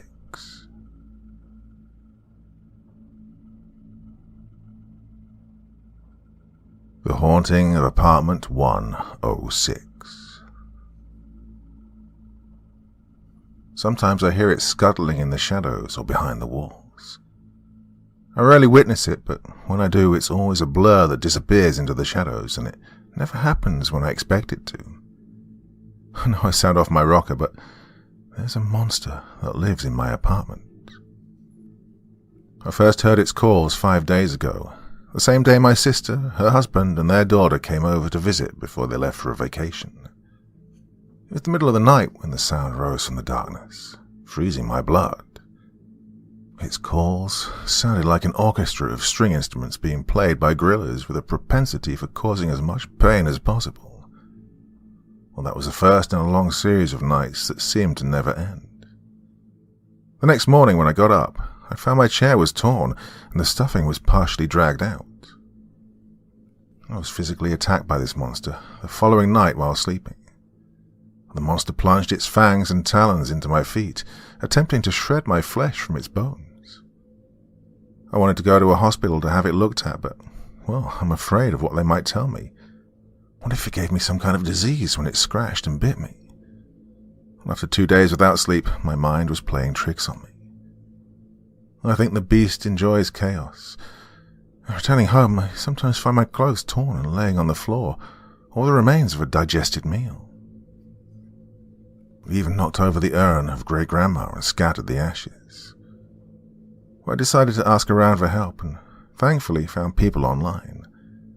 Unfortunately, since I'd not seen this beast and couldn't give a description, they couldn't tell me exactly what I'd need, but they did recommend that I buy books of wards and rituals.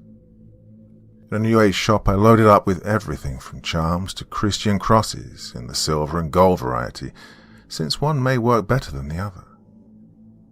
I didn't expect to buy as much as I did that day, but the weight of all the charms around my neck is a small price to pay for safety.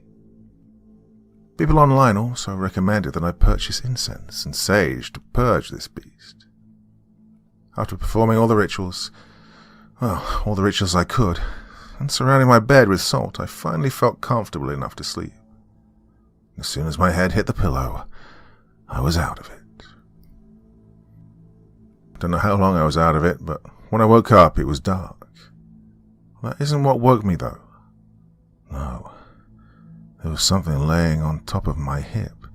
Its tail was twitching back and forth, slapping my leg, but I was too afraid to move. When my alarm clock went off, the beast ran away. It was the first time I was thankful for having an alarm clock, if I'm being honest. When I went to the kitchen, I saw some more of the creature's destruction. This time it decided to tear apart a throw pillow. Well, I'm not the kind of person who likes to tell people if I need help, so I didn't tell my friends or family about this, even though I knew that if I did, they'd offer me a spare bedroom or a couch. Each day I go without sleep, it's as if the shadows get darker and larger.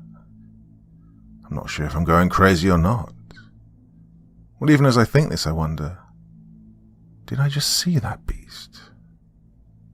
Some people online told me about the origin of Halloween and how people would place offerings of milk out for ghosts and goblins to calm them. They recommended that I do the same thing. I set a small bowl of milk out and ran out to buy offerings of meat at the store. When I returned, I saw that the milk had been drunk, so I put out a piece of bologna. I looked away for only a moment, but when I looked back, the meat was gone. But these offerings are only a band-aid. I need to identify this monster if I'm to have any chance of being free of it. The following night, my blood ran cold when I heard the monster in the walls between my bed and my neighbor's apartment. On the other side of the wall is an old woman who lives all by herself. I should have got up and run to her rescue, but at that moment I was a coward and didn't do anything except cover my head and drown out the sounds with tuneless humming. I rearmed all the traps I'd set up the next morning and cried because of how useless these traps are and how helpless I feel. And it's at this point where I get more glances of the creature. A tuft of hair here, a tail there. Seeing all this, I wish I was never born. God, I can't do this for much longer. I'm not a religious person, and I was reluctant to ask a priest for help. However, at this point, I've no other option. He said the church no longer does exorcisms, that demons are a way to explain the evils in the world and not to be taken literally. When I insist that I'm living with some sort of entity, he recommends prayer. Well, I caused a bit of a scene when he said this, and I stormed off. My friends started to notice how much I've changed and how I'm isolating myself, so when they reached out to me, I told them everything was fine because I don't want to bother them with my burden. And as I speak to one of them, I take my time bringing up the possibility of borrowing his gun so I could go duck hunting. Thankfully, he believed me. I don't like being dishonest, but I don't see another way out of this situation. If the tables were reversed and he were to tell me about a monster, God, I wouldn't believe him. That night I didn't try to sleep. I sat in my bed with the loaded weapon and waited for the monster to show itself. The moment it rears its ugly head, I was going to end its life, or die trying. Hours pass. I think I might have nodded off with a gun in my lap. I wake up suddenly and raise the gun to the door, where I thought the beast might appear. I cocked the gun, putting a shell in the chamber, while at the same time ejecting the one I forgot was already in there. As I pan the gun left and right, waiting for my eyes to adjust, I look for any movement. After a few moments, I see the wards on the floor made out of salt, and they've been spread all over. Well, I really shouldn't be surprised. The wards offered me no help, and yet, why should I expect things to be different now? Feeling pressure on my bladder, I dread getting out of bed when it's dark. Under the bed, the monster could wait for me to put my foot on the floor. God, I feel like a child all over again, scared of the dark, scared of monsters. In truth, I'm afraid of everything. After a silent prayer, I jump off the bed, and as soon as my foot touches the ground, I sprint to the bathroom and shut the door. Unfortunately, I didn't bring the gun with me. Deciding to sit on the cold toilet instead of standing up to urinate, I consider sleeping here with the door shut.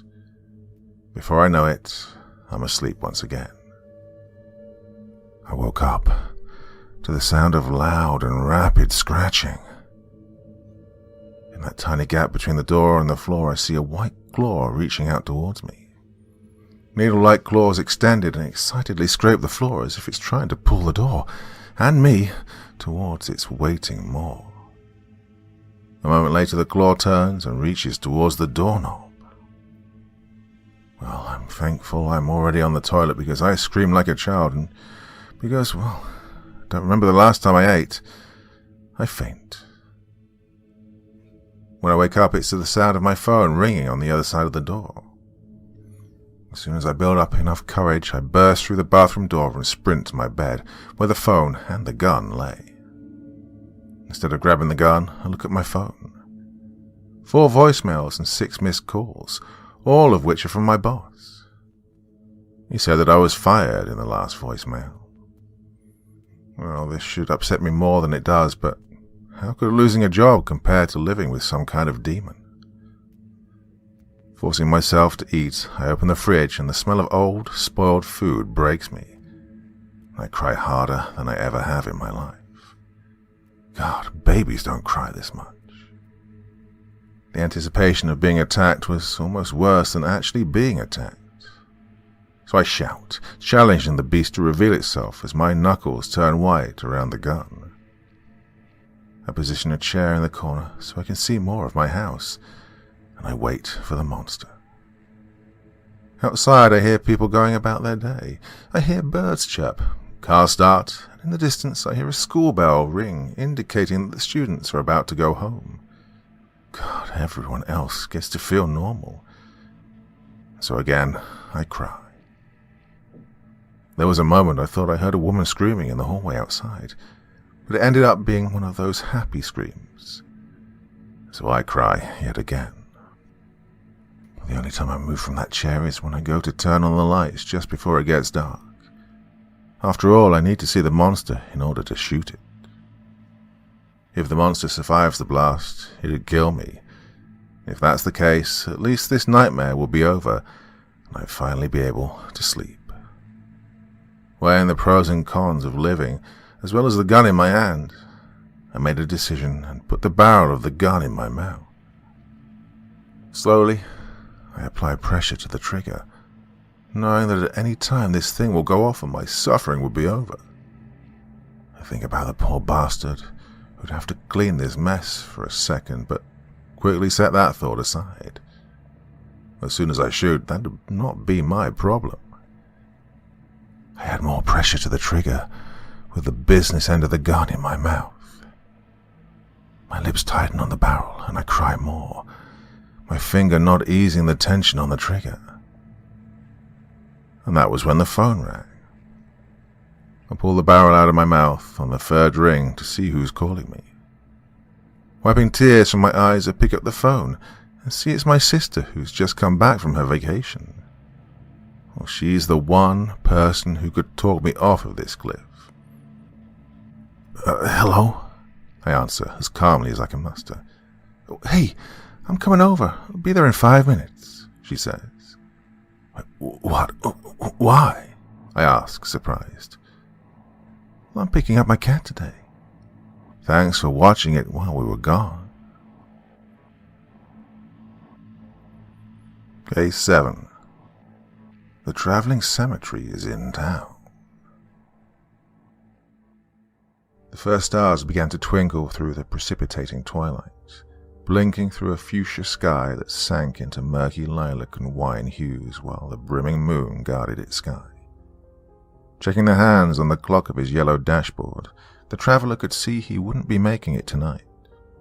Endless stretches of dusty horizon lay between him and his destination, sandy particles hanging in the air like moonlit mist. He gripped the rubber of the steering wheel and huffed out a disapproving sigh. With eyes dreary from the road, he scanned the skyline before him for any sign of civilization, anywhere to lay his head for the night before continuing in the morning.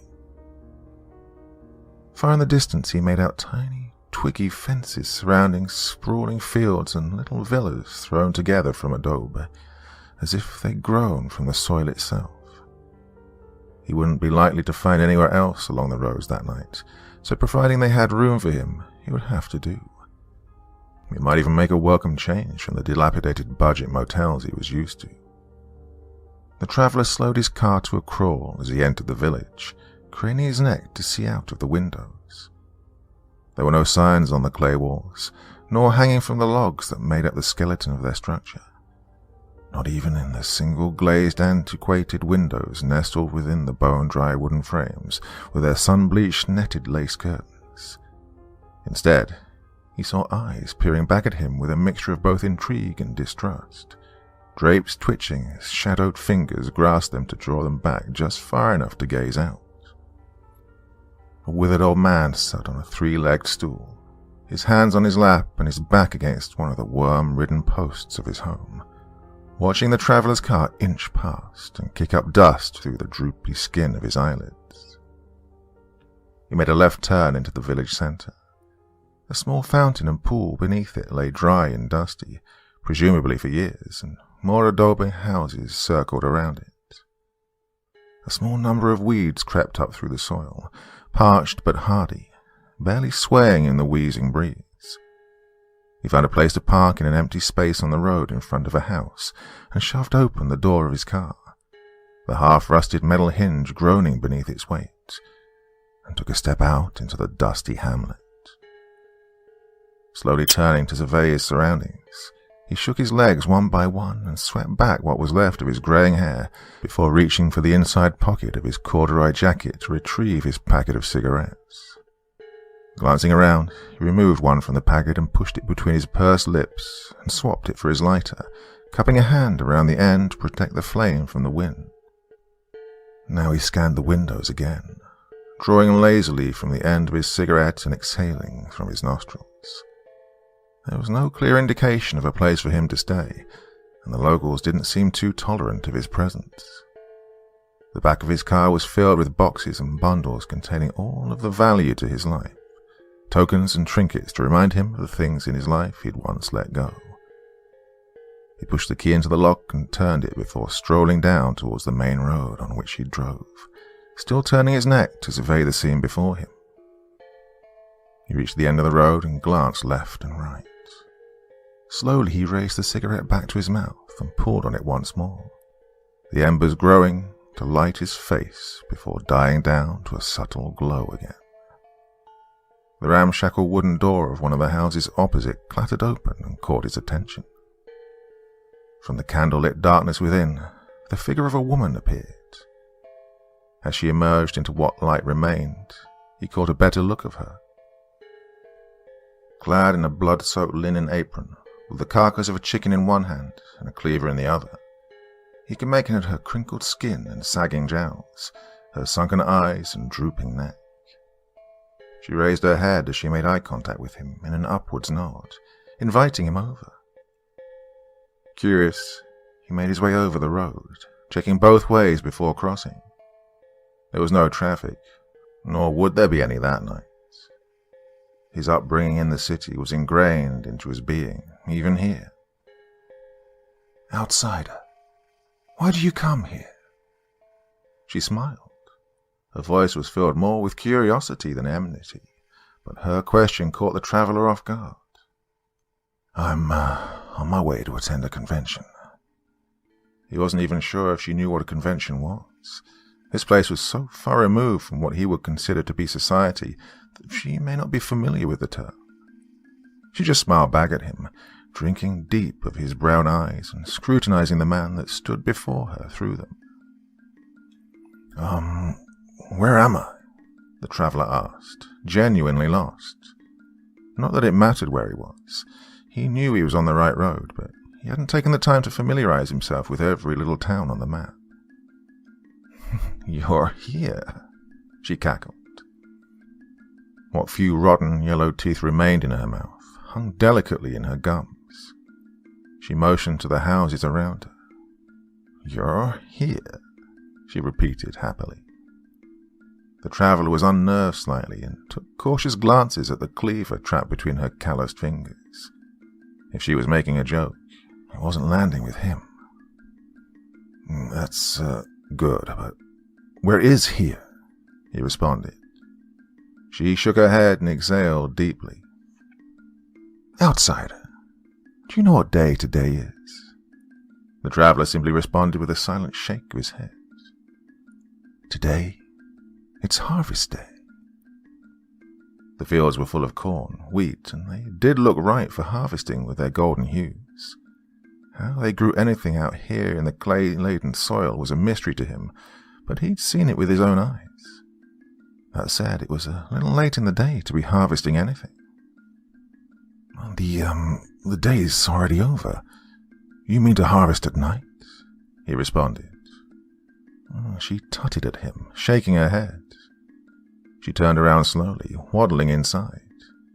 He waited, but she turned her head back around and waved him in, the chicken in her hand shaking about loosely.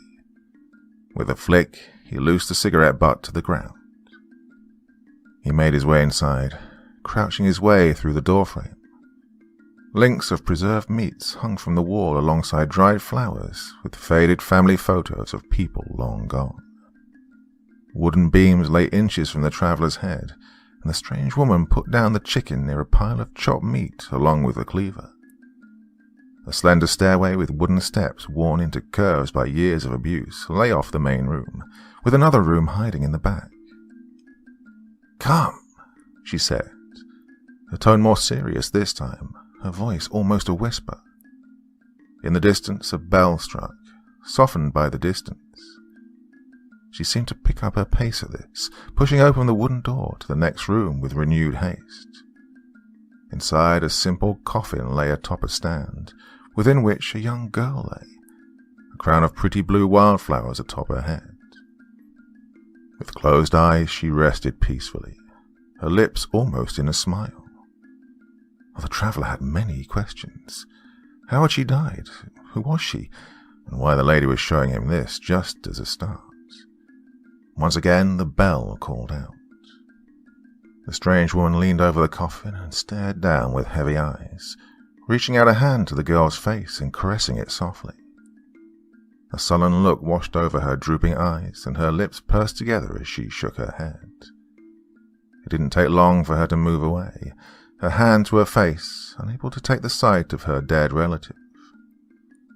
One final time, the bell rang out. Moments later, there was a knock at the door. The woman spurred into life, still with a serious look about her countenance, rushing as best she could to greet the people waiting outside.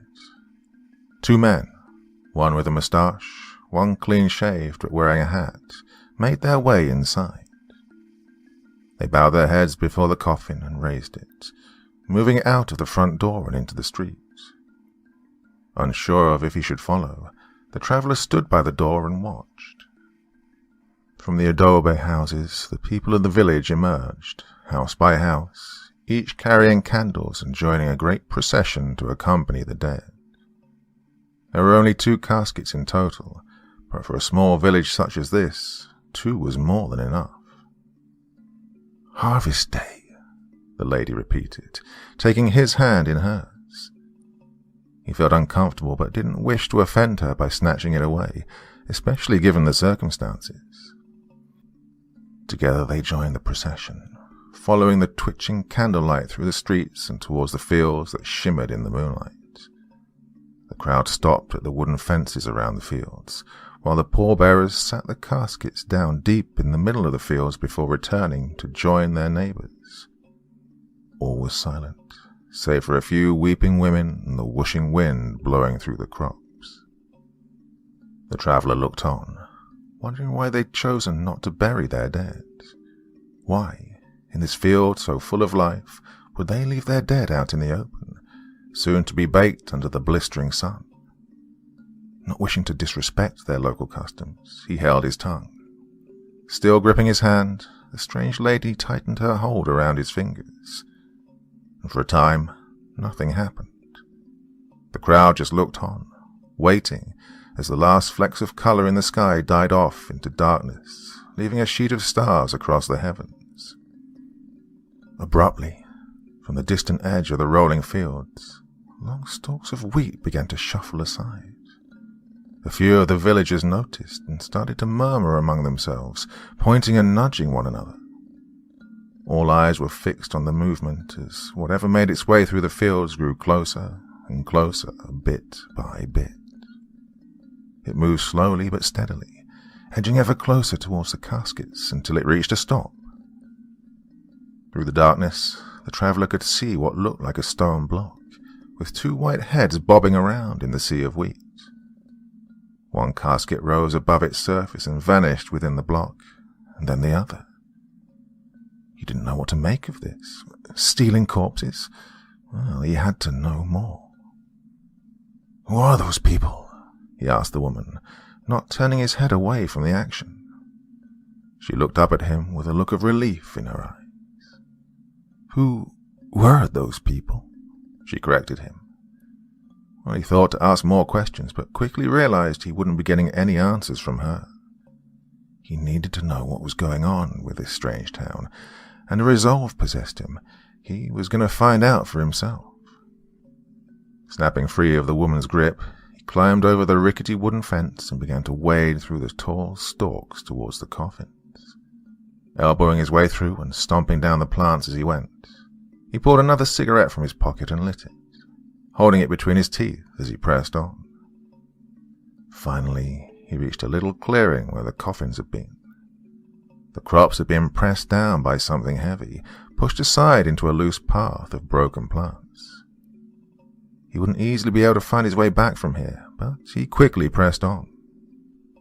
Stomping in rhythm, his arms swung quickly as he raced to catch up with whatever it was he was chasing, and he soon came across it. A simple wooden cart with two large wheels, one person pulling from the front and one pushing from behind. Inside lay a huge block of stone, within which the two coffins had been nestled. In the misty darkness he could make out their white heads, but was quickly startled by the rest of their bodies. His heart sank, and his stomach churned at the sight of milky white bone, dry as the wood of the houses in the village. These weren't just people, but skeletons brought into animation by some unseen force. Part of him wanted to run, to find his way back to the car and drive off to the nearest place that he could consider normal. For a second he glanced back as he considered it, but decided he had come too far already. The thought crossed his mind that he might be going mad, but the traveller pressed on to catch up with the skeletons as they forced their way deeper into the field. "Hey!" he called out to them against his better instincts. It had no effect, and they simply continued along their way. Breaking into a jog, he managed to catch up and walked alongside them, attempting to make his presence known. "You can't just take those people. They have to be buried," he called. Again, he got no reply. He repeated efforts to stop them, even going as far as to pull them back, but they moved with such constant force that no matter his strength, they would not be budged. The traveller resigned himself to following them, observing them, at least until they reached their destination. What seemed to be hours passed by, but the fields remained unrelenting. He was sure that no stretch of farmland could be that vast, that they should have reached the other side by now, but all he could do was follow. Eventually the living bones started taking turns through the seemingly endless crops, what seemed to him to be completely arbitrary lefts and rights to which he paid no notice. Finally the crops began to recede, thinning out and revealing colossal stone walls behind them that towered above him. Within each block of stone was space for a number of coffins, all of which were filled.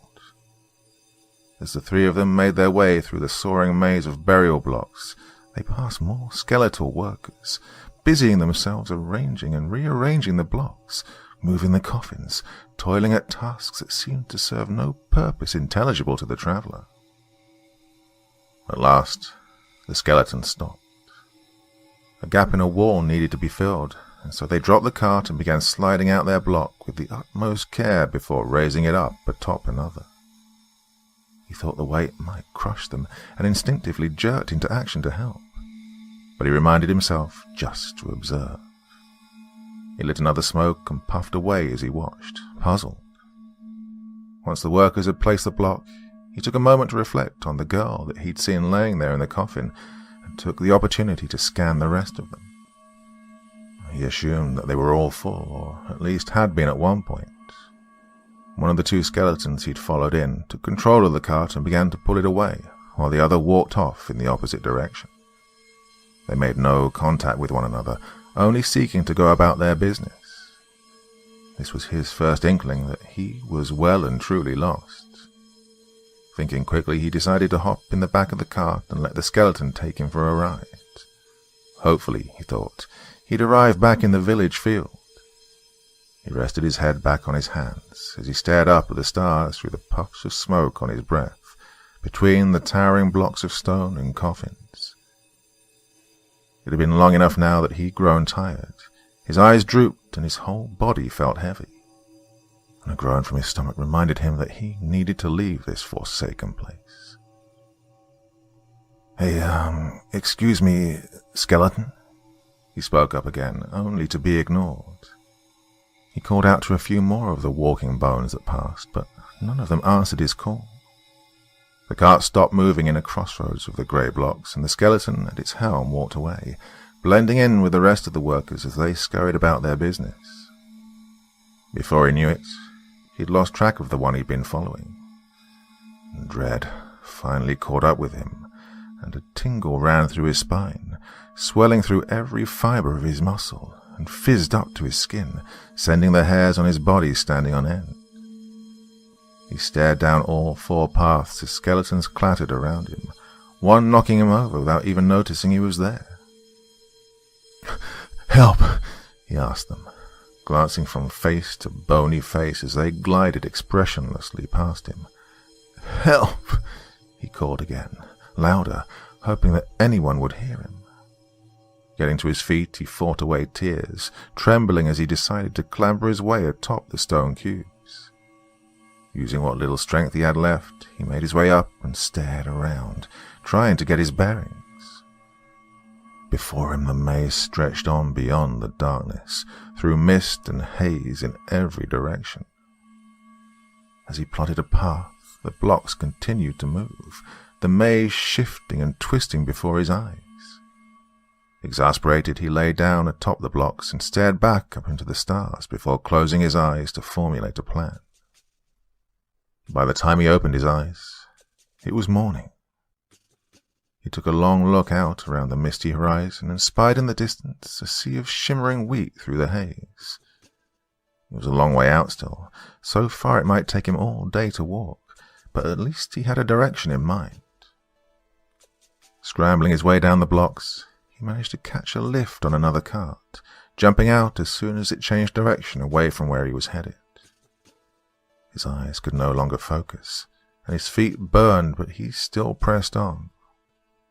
Making his way through the shifting blocks and avoiding the stampeding skeletons, he finally found himself stepping into the fields, the crops thickening around him, followed by a skeleton with a cart. Well, he wasn't out of the woods yet, but at least he was out of that place. The sun had started to set, but he knew he must press on quickly, at least until he found a road, a town, a house, a farm, anything. He needed food, water, nicotine, a living person. He didn't look back, focusing solely on reaching the end of the field. For what seemed like forever, he pushed aside stalks and forged his way onwards, filled with a renewed vigor as hope fueled him. Once more the stars twinkled above him, but he knew what he must do. He stopped upon reaching a small clearing where the wheat had been pressed down by a long wooden box that lay before him. He stared down at it, early moonlight shimmering on the metal decorations hammered into it. A coffin. He reached his hands down to the brass handles and cautiously lifted it up from one side. He hadn't realized he was still being followed by the skeleton, but it took the other side, and together they lifted it into the empty recess within the stone block. He stared out above the surface of the sea and finally glimpsed the village there, little wisps of smoke puffing from chimneys in the distance. He turned to the cart and lifted it, the other skeleton pushing from behind. They had to get back to work.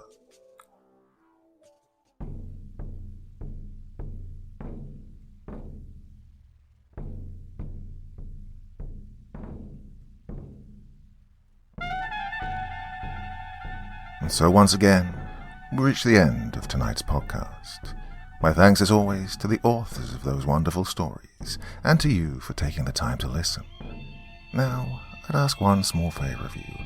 Wherever you get your podcast from, please write a few nice words and leave a 5-star review, as it really helps the podcast. That's it for this week, but I'll be back again same time, same place, and I do so hope you'll join me once more. Until next time, sweet dreams and bye-bye.